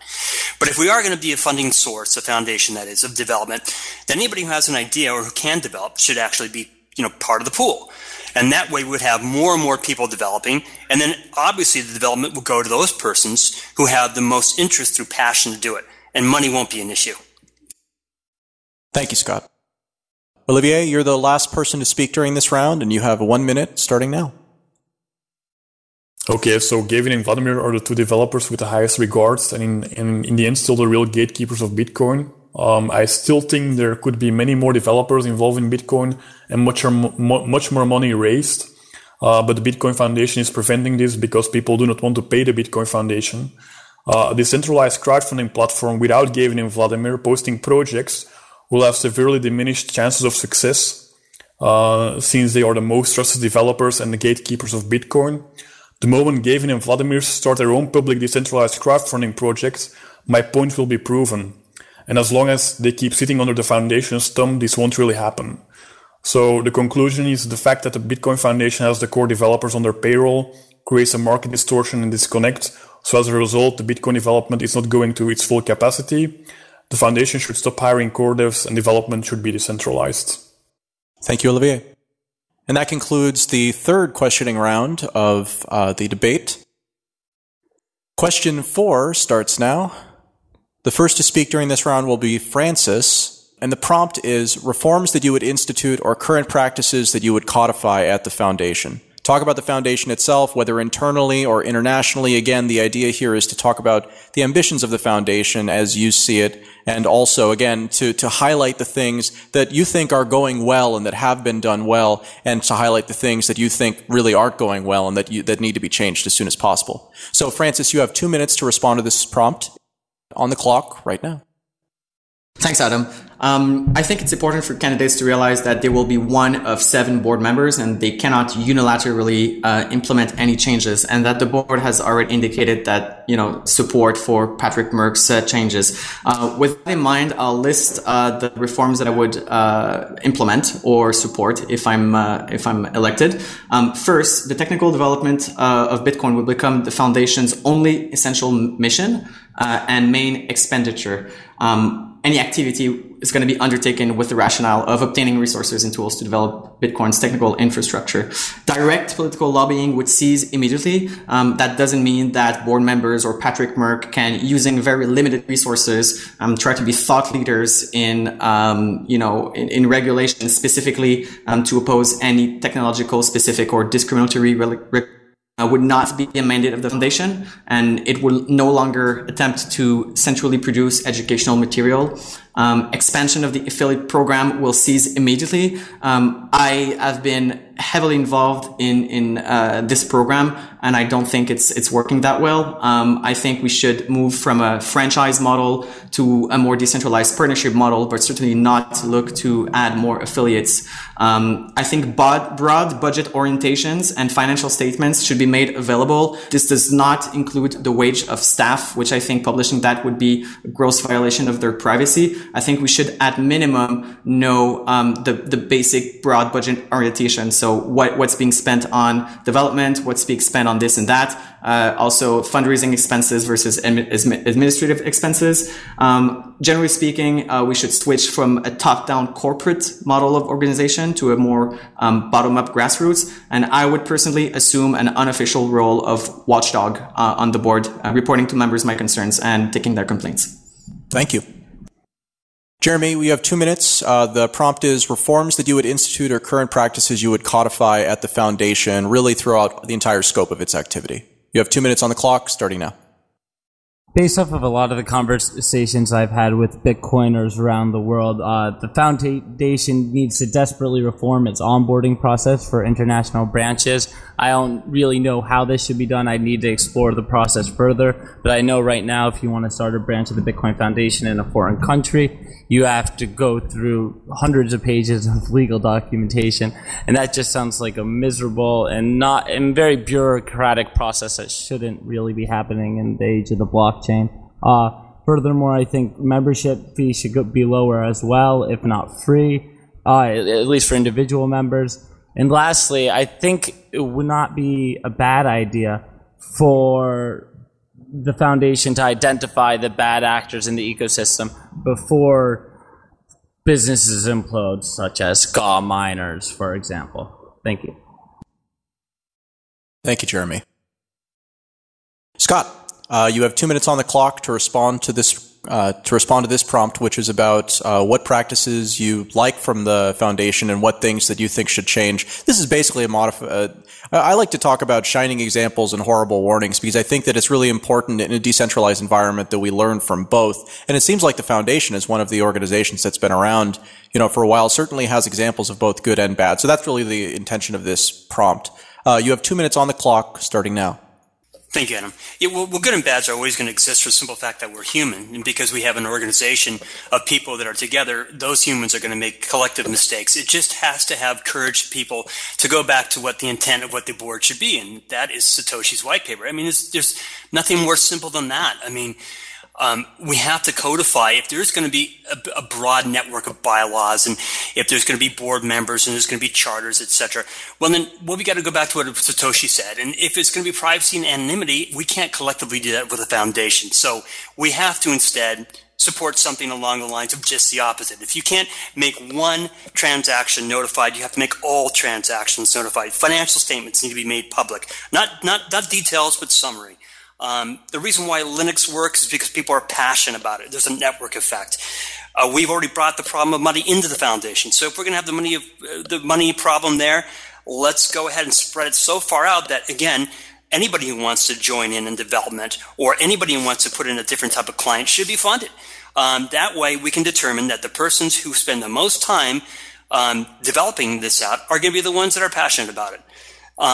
Again, the foundation is a member of people. It's an association. No one needs to associate it with it unless they choose to do so. And if we're going to keep this thing alive, that's exactly it's got to be. It's got to be the way that people associate, which we're going to make mistakes. This thing's going to be done. But people are going to have the courage to say, at the end of the day, this is what our intent is. And that intent is pretty clear. It's Satoshi's white paper. Thank you, Scott. Theo. Well, the reform I would institute I have been a member of many non-profit organizations. And as a member of a non-profit, I expect certain things to be made public. The financial of the organization, the bylaws of the organization, and to make them public, but also easily accessible, where I don't have to spend 3 hours trying to dig through many layers of website just to find the document. And so as a member of the board, I would advocate for the easy finding of all the inner working of the organization for the paying member, because the organization is for the members. And I would like to work on strengthening the grassroots movement within the organization to bring committees, people who are interested in developing an idea, to give them the forum, the committee, to express themselves and to brainstorm ideas. And I think that's the role of the foundation, is just to bring a place where people can freely brainstorm in a codified, somewhat codified in an area where they can find themselves, and we can give them some basic rule on how to conduct a meeting, how to do simple things that will allow them to better come up with idea. And that's the role of the foundation. So as a person in the foundation, I will try to bring this idea to the rest. Thank you, Theo. Cody? Okay, my candidacy is pretty clear in its forms, which are in fact not reforms, but unforming. I want to unform the foundation. I believe it should be disbanded, dissolved. The Bitcoin should be given away in a jubilee to open source software development. And in the ashes, we have people like Gavin and Andreas, who have already promoted my own proposal. We could reform a Bitcoin engineering task force if need be, but leave that to luminaries in Bitcoin to do themselves. If left to itself, the world is perfect, as I said earlier. What's really insidious to me is the thing of people like Bruce who, they say that they're anti-status, but really all they want to do is promote this idea that society and our role as social beings to be sensible and responsible. See, like this, we all know that this social space we're beckoned into is repressive and is made of special institutions, and they say, well, we should at least have a seat at the table. This is the promotion of the state form and its maintenance in Bitcoin thought. It is promoting and preserving conceptual autonomy of the state, and we will not overcome the problems inherent in Bitcoin, and the revolution that we all think is somehow imminent in the technology until we have shed ourselves of this kind of thought. It's not just the form of the foundation that's the problem, it's the thought that it promotes. Thank you, Cody. You know, Cody, what if the issue really isn't the form of the foundation or the fact that it's a corporation or not a corporation, but the fact that people are attempting to gather or associate in some way, even if the people are pro-corporate or pro-state that mostly occupy it? What if the issue is really whether or not people are trying to gather or associate in some way that whether or not they're even really aware of it are perhaps at some subconscious level attempting to align themselves with the blockchain itself, which, at least in my personal explicit way, the way that I express myself is oriented towards a post-nationalistic future. I personally choose to express myself in that way, even if people don't. And from my perspective, the way that I choose to express myself I direct and express myself that way, and it's across the blockchain as well as verbally. So I don't see that requires a destruction of the foundation itself. Thank you, Colin. Olivier? Okay, I would institute full transparency, so I would broadcast board meetings live with Q&A sessions in the end. I would publish financial records, so how much money is left anyway, we don't really know. I would decentralize core development, so have Gavin and Vladimir organize decentralized crowdfunds together with the other developers. And as a result, get core development in the public hands where it belongs and get the features that the public wants. I would also spread global awareness through creating local groups that go store to store to promote Bitcoin with a monetary incentive, like together with BitPay or something. I would also organize a mass change tip events so the whole world learns about Bitcoin. And finally, I would protect the essence of Bitcoin. So I would list the core principles of Bitcoin based on Satoshi's white paper and explain why they matter. I would keep Bitcoin anonymous. I would keep 21 million supply limit, and I would make sure it's completely decentralized. Thank you, Olivier. Bruce, you're the next speaker. You have 2 minutes, starting now. Thank you.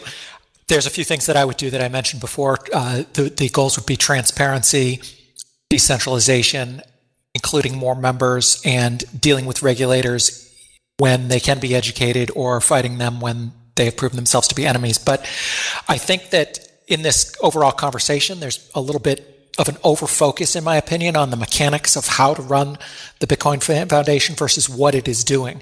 If we're in a bubble where all we talk about is our bylaws and the mechanics of actually running the organization and the details of exactly which things we publish in transparency or whatever, those are important things, but I don't believe those are the most important things. I think that we should be much more focused on actually what we're doing.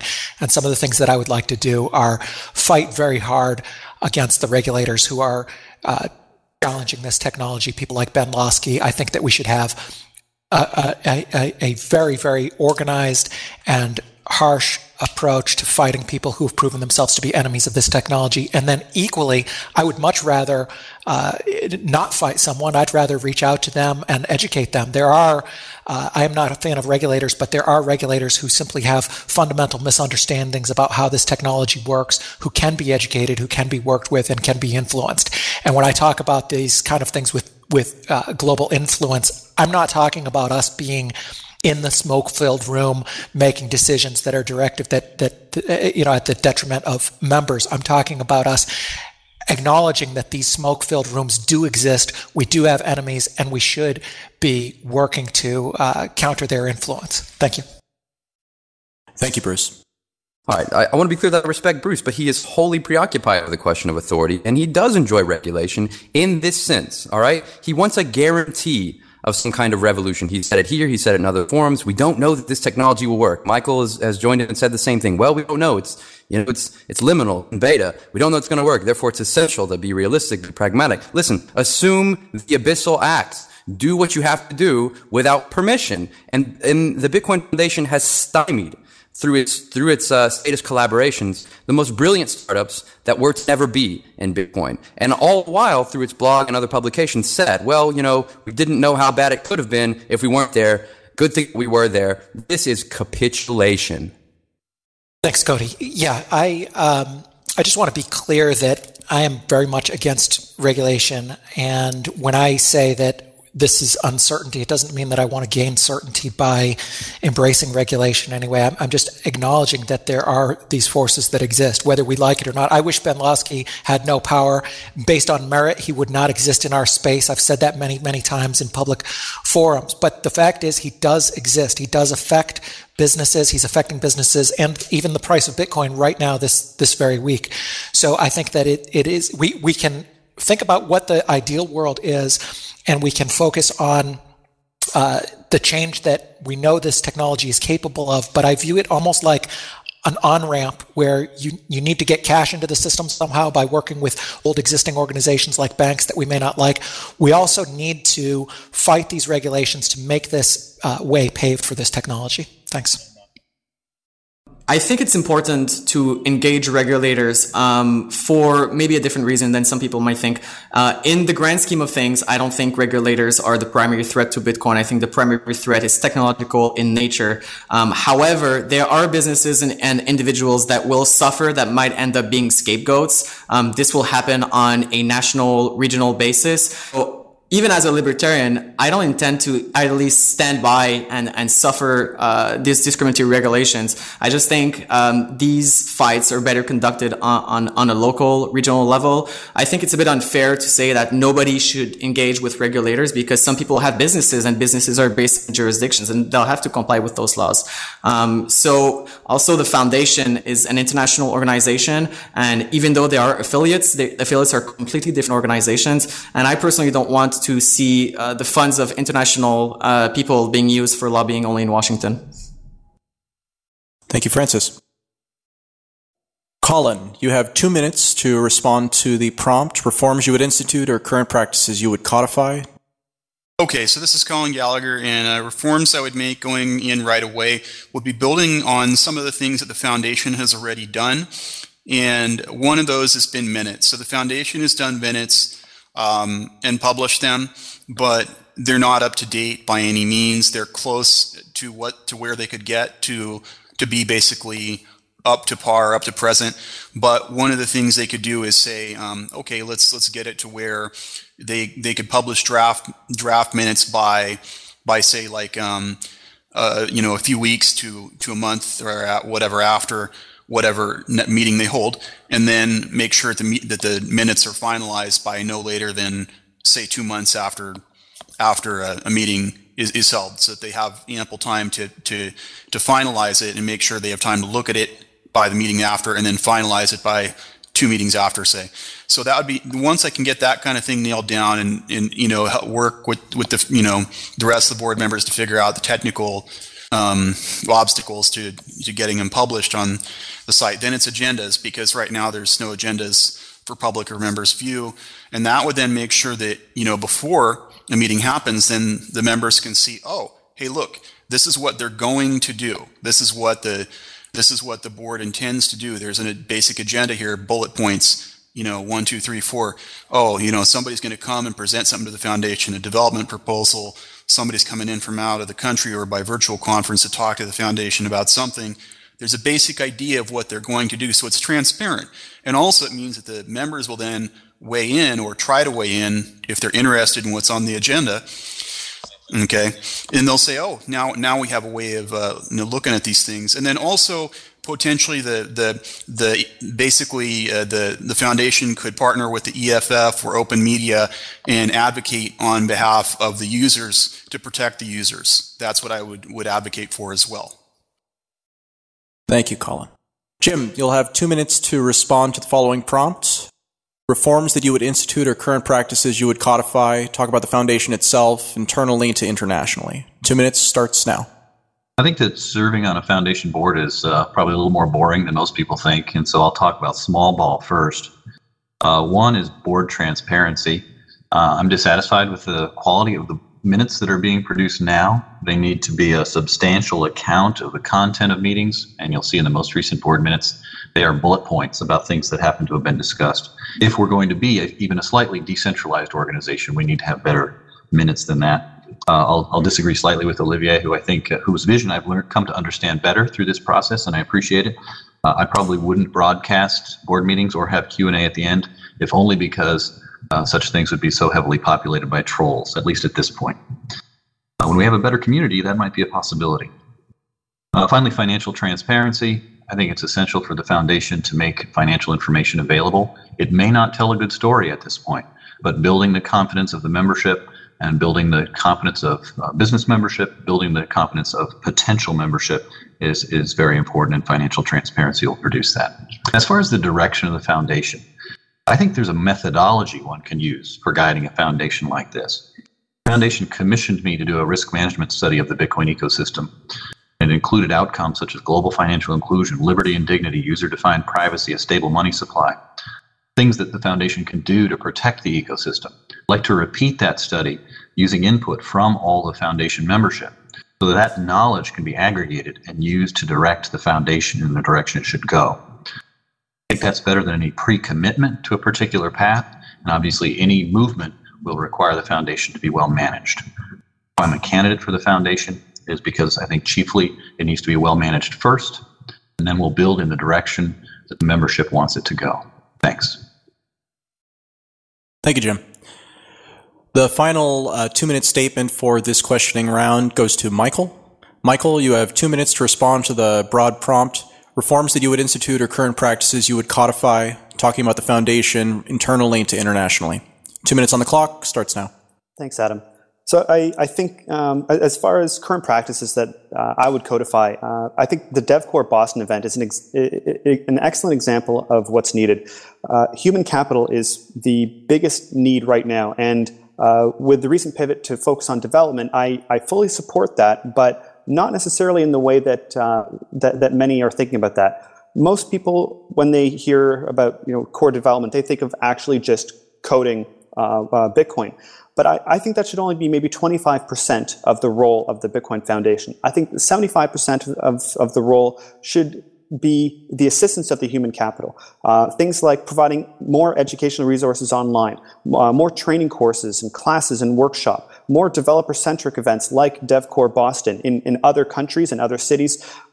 We need to allow the Bitcoin developers to flourish, and we need to cultivate more of them. And by concentrating on these assistive roles of development, I think is far more important than just concentrating on the development itself. Essentially, I would prefer to leave the developers alone.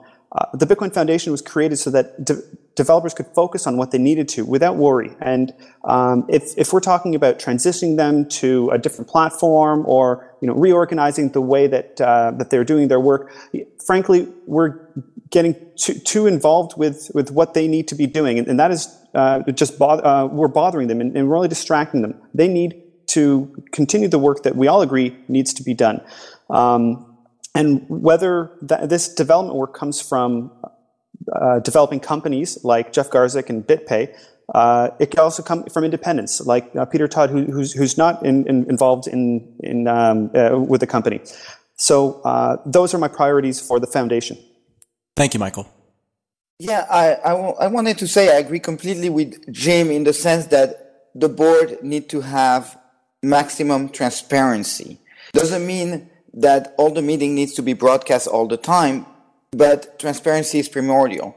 I mean, I personally, in New York City, I was the founder secretary of a very small nonprofit that brought French-English dual language in the New York City public school. And anyone who has dealt with the monolith of the Department of Education in New York City can see how big the task is and how challenging when you go and propose the program the first time and they tell you no, it's not possible, it never happened. And throughout getting the membership to grow from 5 member, 10 member, 20 member, 100 member, we were managed to make it happen, and it's a success in New York City. And that's an example of what I can bring. Okay, I do not see a reason why we couldn't broadcast the board meetings live. I think it will create, right now there's this disconnect with the community and people don't really know what the foundation is doing. I think this would be an amazing step to get that confidence back from the public. Any trolls during the Q&A, which will happen at the end of the board meeting, not during the board meeting, will be dealt with accordingly by the moderator. So I don't see trolls being a problem really. Even during the board meeting, if you want to have input from the public, you could just have like an in-between Q&A or something. So I would only see it as a really positive thing that would restore confidence for the Bitcoin Foundation. Speaking from experience running a nonprofit organization, there are times when you would like to have your internal proceedings, especially board meetings, kept private, just so you can discuss sensitive matters and then I believe they should always be addressed publicly once the determination has been made internally. But people are voted to these boards so they can make decisions that may not be easy ones to make and aren't really the best decisions to be made in a public setting, but the results should then be declared afterwards. Thank you. Well, again, I think what Olivier said is pretty much right on. I mean, if we're going to be transparent, this thing's got to be completely transparent. No back door, no back room issues. It's not like the state of California, we can all of a sudden decide it's too important for, the plebs to figure out what's going on, so we might as well take this behind closed doors. I think that's just a poor approach. If the regulators want to see what we're doing, let them come on in. We'll be totally open, and again, it has to be totally transparent. Otherwise, we're going to fall into the same idea that, we're trying to basically rectify now. There wouldn't be a need for Bitcoin if things were open already. So, no, if the foundation's going to do this, it's going to go all the way. I totally and wholly support that it has to be completely open.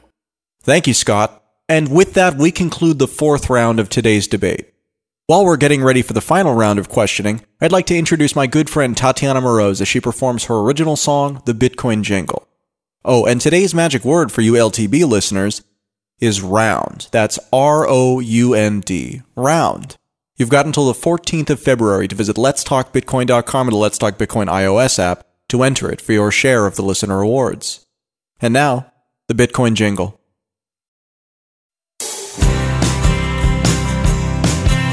I didn't want to give any of my money to a nation based on war. I wanted to be free, nothing holding me back from where I want to go. I thought about it, what was the choice that I made? It was to take away the money, don't give up your money, use Bitcoin whenever you pay. Use Bitcoin whenever you pay. I didn't want to waste any of my time working for the government. I wanted to be kind, open up my mind, just like an instrument. I thought about it, what was the choice that I made? It was to take away the money, don't give up your money, use Bitcoin whenever you pay. Use Bitcoin whenever you pay.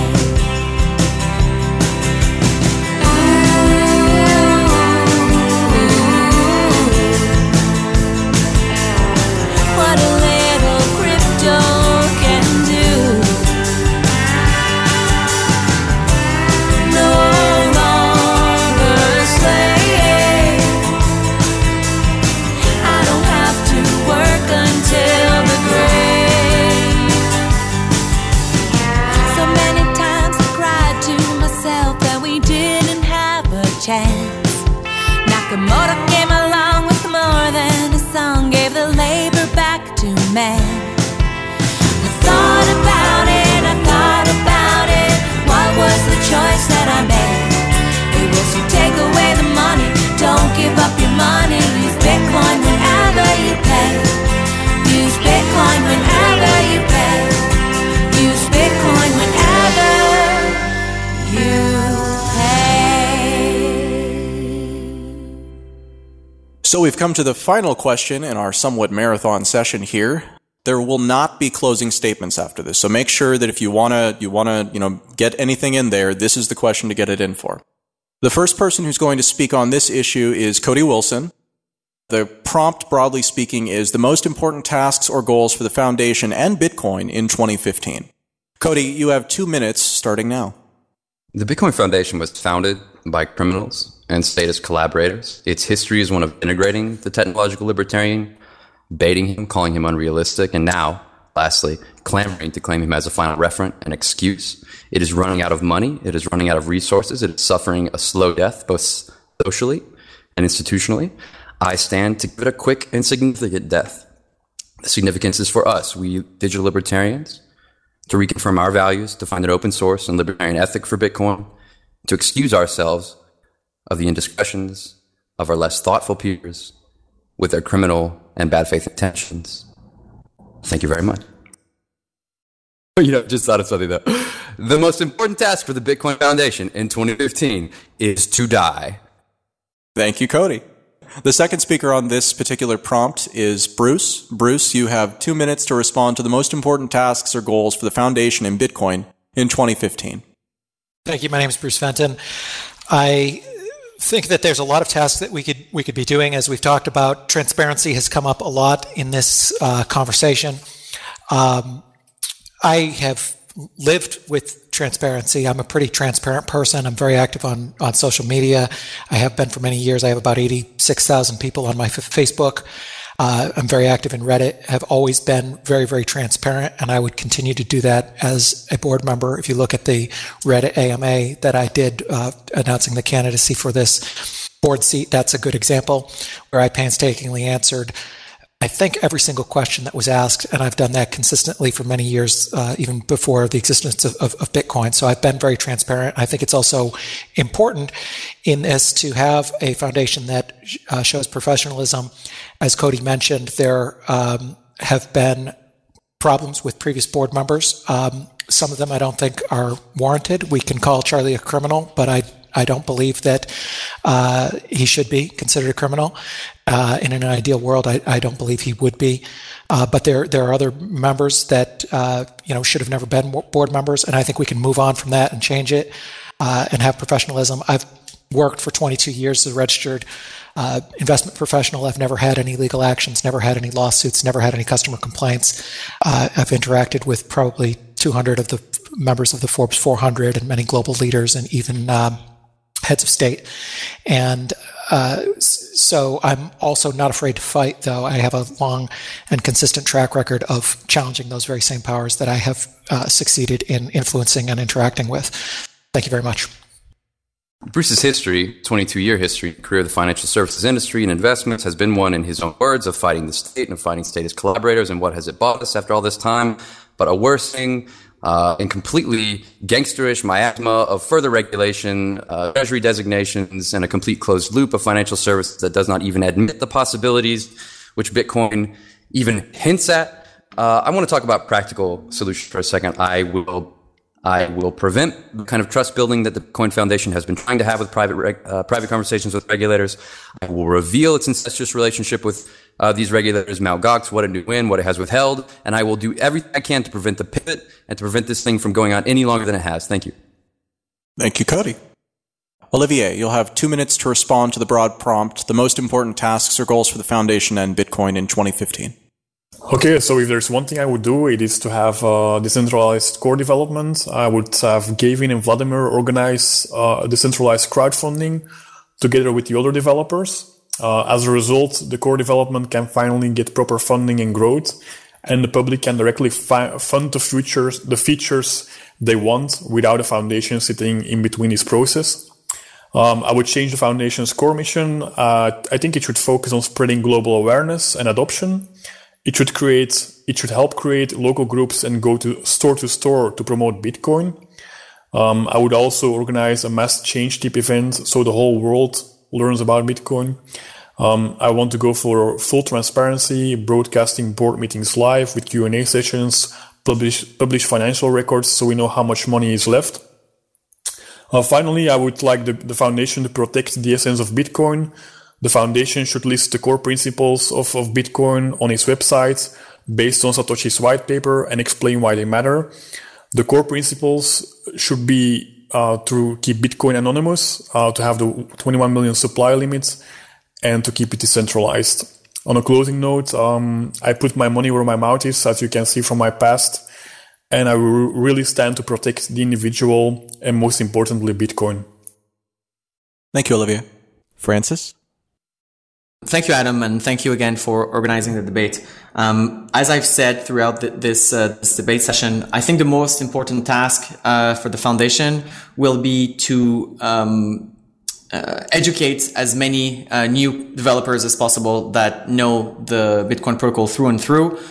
This is not only good for Bitcoin core development, but it's going to also be good for the numerous amounts of Bitcoin's businesses that will have a more qualified labor force to recruit from. On the foundation side, I think the most important task is to continue doing what Patrick Merck has started to do, which is to shift the focus to core development.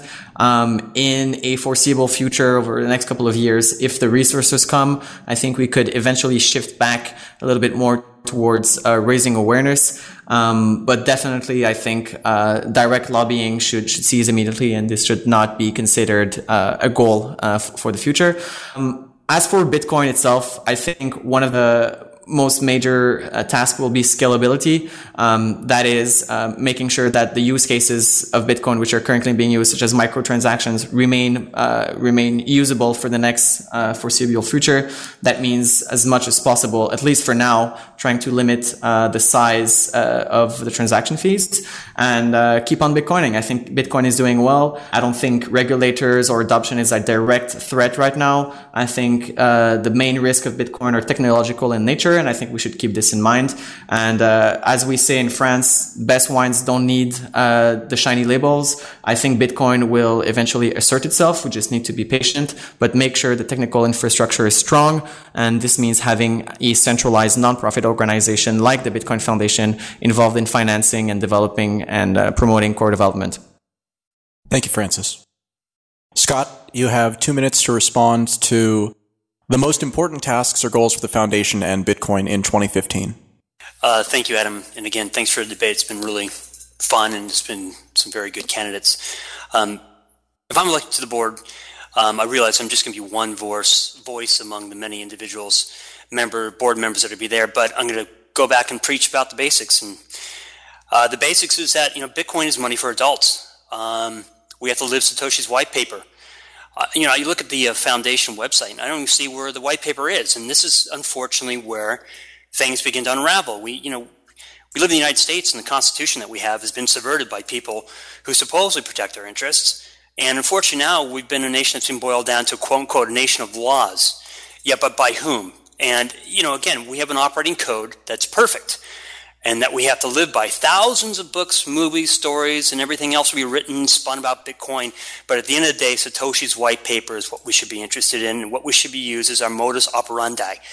So I will make sure that the voice I have is going to live along those lines. And that's transparency, if we're going to be a foundation, and it's going to be the idea that we really live by privacy and anonymity. The point is that regardless of the foundation exists or not, this white paper is what we have to live by. That's what's going to be at the end of the day. It's going to be the code, regardless of regulation or not. Even if you try to stamp this thing out, you're forced or sued out of existence. It doesn't matter. Just like Kaiser Soche or Private Bay, Bitcoin will just disappear and reverse surfaces somewhere else. So at the end of the day, if we're going to have a foundation, let's keep it simple, and let's keep what we're supposed to be, the intent that we're supposed to have, which is Satoshi's white paper. Thank you, Scott. Colin. Hi, this is Colin. And first I want to say that one of the things that we're looking at as an announcement just out from France, that France wants to ban Bitcoin encryption and anonymity, which is just sort of a fresh off the press thing. And the lobbying issue is something that I brought up in my campaign platform back in early November 2014. I wanted to stop all lobbying from the foundation, and after I announced that, and I was very vocal about it. It was a matter of I think a week or two later that I think the foundation met and supposedly said that they didn't want to do any more lobbying. They announced they're going to cease lobbying. So supposedly that goes away. But if I get back on if I get on the board, if I'm elected, then I will make sure that they don't do any lobbying, that they make no expenditures on it anywhere in the world. With that said, the most important tasks or goals for the foundation are going to be user choice, Bitcoin development, and privacy and anonymity. And in this world where those kinds of issues are being attacked constantly and everywhere, those are very critical to respect user agency.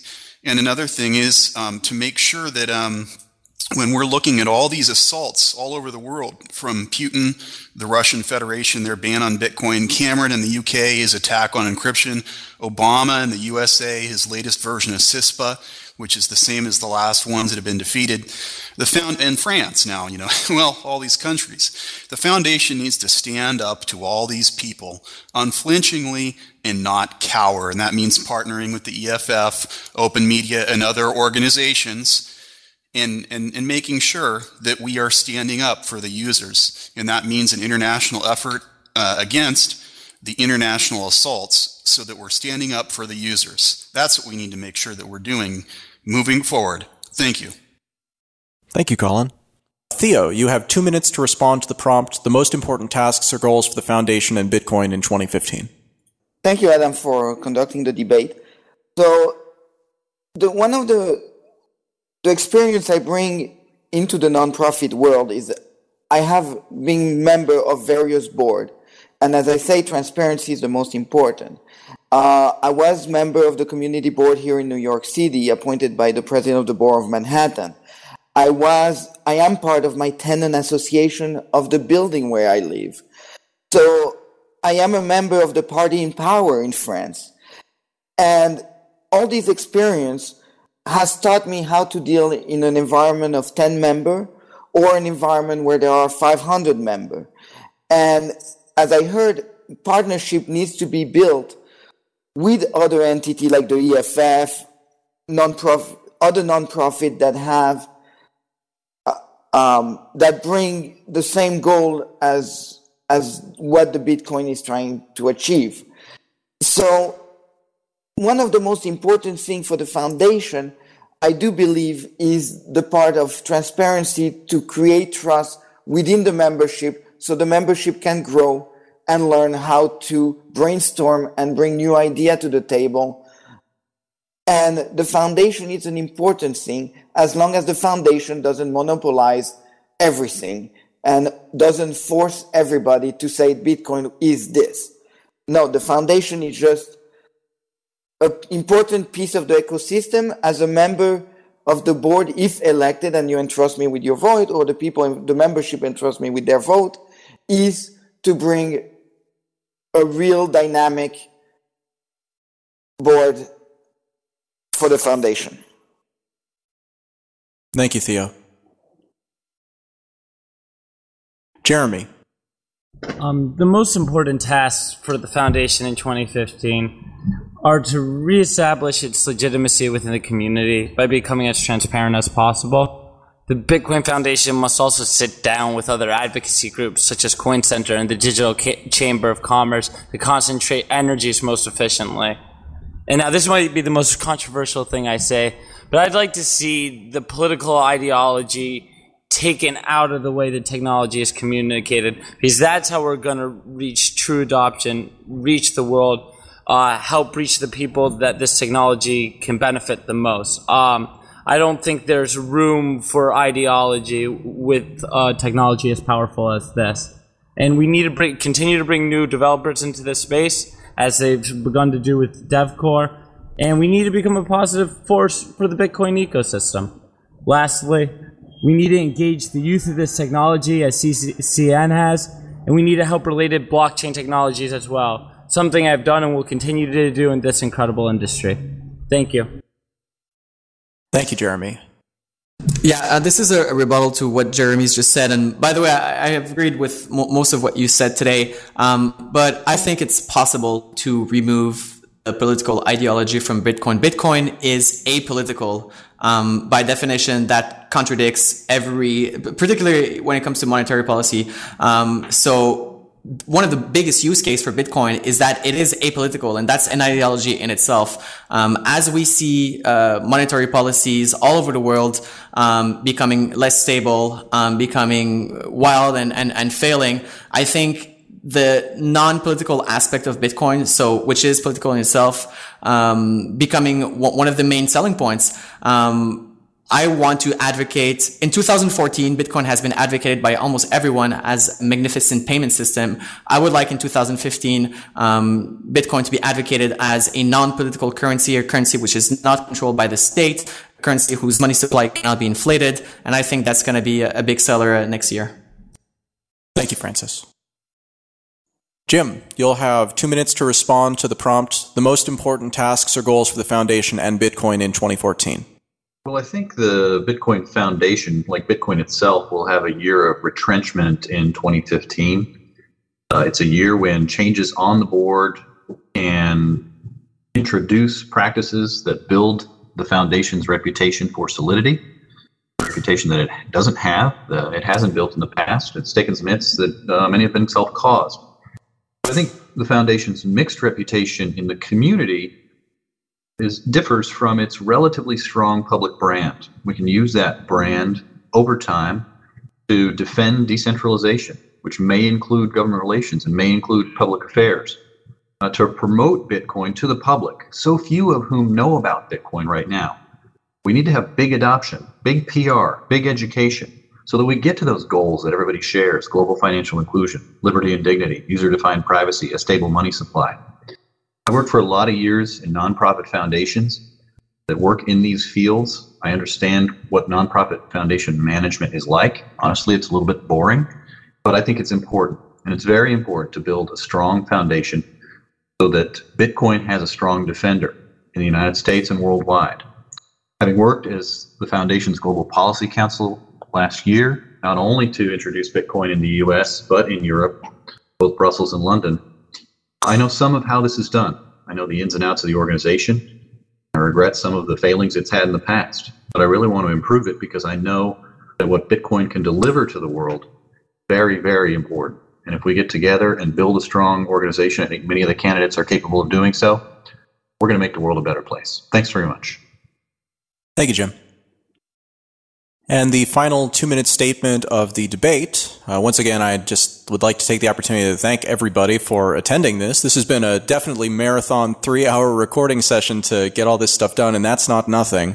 So once again, thanks to everyone to putting the importance, frankly, on this. I go off the rails on all this stuff, but looking at the people who are running for these roles, that is probably the most impressive thing about these roles that I have yet seen, is that there are a lot of people, all of you candidates are very passionate, and we even have several who weren't able to attend this recording. So, I mean, considering the relative lack of power that many people are making the argument, within this debate that, that the Bitcoin Foundation is imbued with or not, the people who are seeking to try and help shape that journey moving forward for the foundation indeed is an impressive list. So once again, I'd like to congratulate you all for getting this far, and thank you for, caring enough to try and do these things, whatever your agendas are.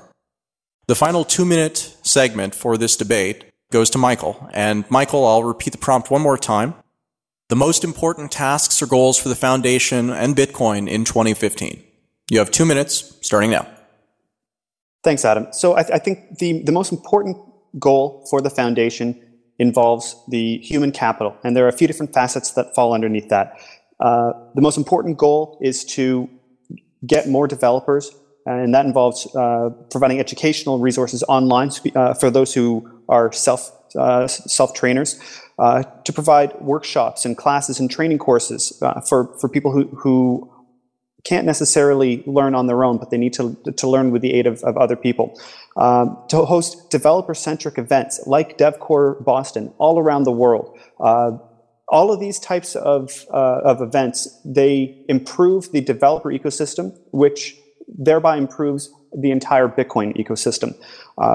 The other focus, which goes alongside of human capital, is standards and certifications. We need to draft and publish standards for development, for security, for accounting, legal, and really anything else that would benefit from these standards. Every industry already has standards that make them better. For example, with credit cards, there's the PCI standard, which dictates how credit card numbers should be protected.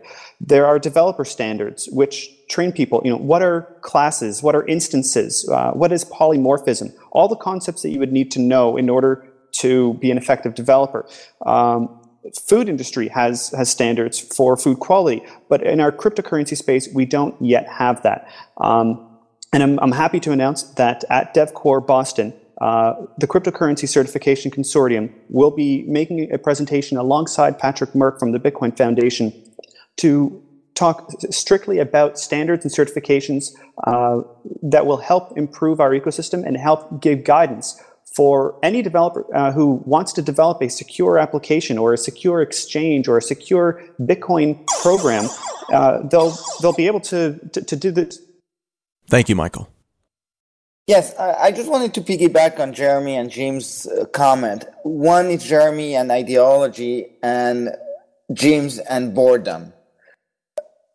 The Bitcoin, the foundation, I mean, to be part of a nonprofit with so many different people coming with so many different backgrounds, ideology might be the most important thing that will go with the foundation. I mean, the idea here is to bring together people who have so many different backgrounds, and bringing them together is exactly what the foundation role is.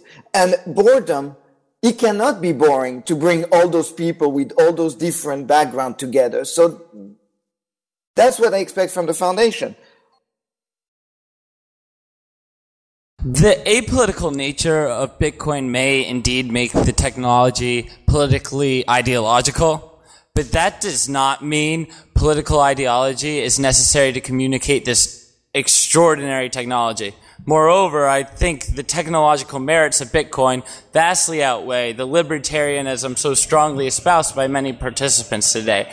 If we want to create a global movement, we have to transcend politics and really talk about how this technology can make the world a better place. And yes, while that may be political, it doesn't need to be worded that way. Thank you. Thank you. Scott? Thanks, Adam. Again, I think, if I'm elected to the board position, I think the most important thing is, again, to get back to what's the important thing, which is Satoshi's white paper. I mean, people have brought this up. I mean, nowhere in Satoshi's white paper does he back a government, does he back a special interest political group, nothing. As a matter of fact, if you were to read into his white paper and read it, it's pretty impartial. And that impartiality basically harkens to the fact that there are going to be many other people coming into this thing, and that no one idea is probably no better or no worse than any other idea. And that was the reason for him making this white paper. And that's the reason why he started with money, because we all want to have it and we all want to be part of that action. So let's get back to Satoshi's white paper. Let's make that the intent of the foundation. So when we do stray like this foundation has strayed before in the past, we can go back to what we think is important, what we know is important. And again, that's Satoshi's white paper. Let's live it. Bitcoin is money for adults. Thank you, Scott. Colin. I wanted to actually add in a Satoshi quote from November 7, 2008 on the crypto mailing list. He says, "Yes, we will not find a solution to political problems in cryptography," alluding to this political issue that people ask sometimes, "but we can win a major battle in the arms race and gain new territory for freedom for several years. Governments are good at cutting off heads of a centrally controlled network," he alluded to Napster, "but pure P2P networks like Nutella and Tor seem to be holding their own." And so this was getting back to the decentralization issue as well. And interestingly, I don't think the issue here is really political things like political parties or whatever. It may not be politically oriented specifically. Political parties, obviously don't like something like Bitcoin, but I don't think that's necessarily the point. The point is that it exists, it's out there. We need to do our part to help the development and management and outreach for it, and make sure that it's cared for. Thank you. Jim? In jest, I'll make a brief defense of boredom. Some of the most important things that a board member can do for the foundation is go over the balance sheet. Compare the goals of the foundation to what the staffing is, to what the organization chart says. Conferring with other board members and leadership. It's not highfalutin ideological stuff. It's not even necessarily the direction of the foundation, but just making sure it's a solid organization. I want to do that for this organization. And of course, build on what the foundation's membership wants to do. I think there are a lot of good candidates, and I have a lot of hope for Bitcoin. I hope to make the Bitcoin Foundation an organization that's worthy of this technology. Thanks very much. Thank you, Jim. Bruce? Thank you, Adam. Thanks for hosting this. This has been a great experience, and I really want to thank all of the fellow candidates who participated in this. It's been a great opportunity, and although there are real differences between us in our philosophy on this particular matter, I think if you put the group of us in a stadium, we would have more in common with each other than probably almost anyone, no matter how large that stadium was. So I appreciate the opportunity to be with these candidates and this great group of people who care a lot about this technology. For everyone else who is listening, I'd encourage you to connect with me. I'm active on social media. I have several videos on YouTube, speeches and things that I've done. I'm transparent, and I would appreciate your vote for this board seat. Thank you very much. I just want to echo a lot of what Bruce has said. He hit the nail on the head that even though there are differences in all the candidates who were involved in this debate, there's far more in common than is different. And I mean, we all put decentralization above everything else. We all agree that we need development to happen in a decentralized way, and the developers need to be compensated for the development. This actually makes it quite difficult for anyone listening to choose among the candidates. Rather than choosing from the big things, instead, all the members of the Bitcoin Foundation will need to choose based on the little things. What vision does the candidate have? What plans do they have? Are they looking at small things? Are they looking at larger things? My name is Michael Perklin. I've been dealing with the cryptocurrency since 2010. I've been dealing with standards. Okay, Michael mentioned setting standards for pretty much everything, including development. I think it's a really bad idea, and we should definitely stay out of it, and let the developers deal with it, basically. And I also want to thank you, Adam, for organizing this debate. I think it's been really nice, and moderation was really fair. So thank you very much. And with that, we conclude the 2015 Bitcoin Foundation Individual Candidate Debate. If you're a member of the Bitcoin Foundation, you can vote for several days starting this Friday the 13th. Whether you're a member of the foundation or not, you can get a sense for the horse race over at bitcoin.consider.it, which is a special page that's been set up specifically to let you weigh in on this. And of course, if you'd like to kibitz with other listeners, you can head over to the forums at letstalkbitcoin.com.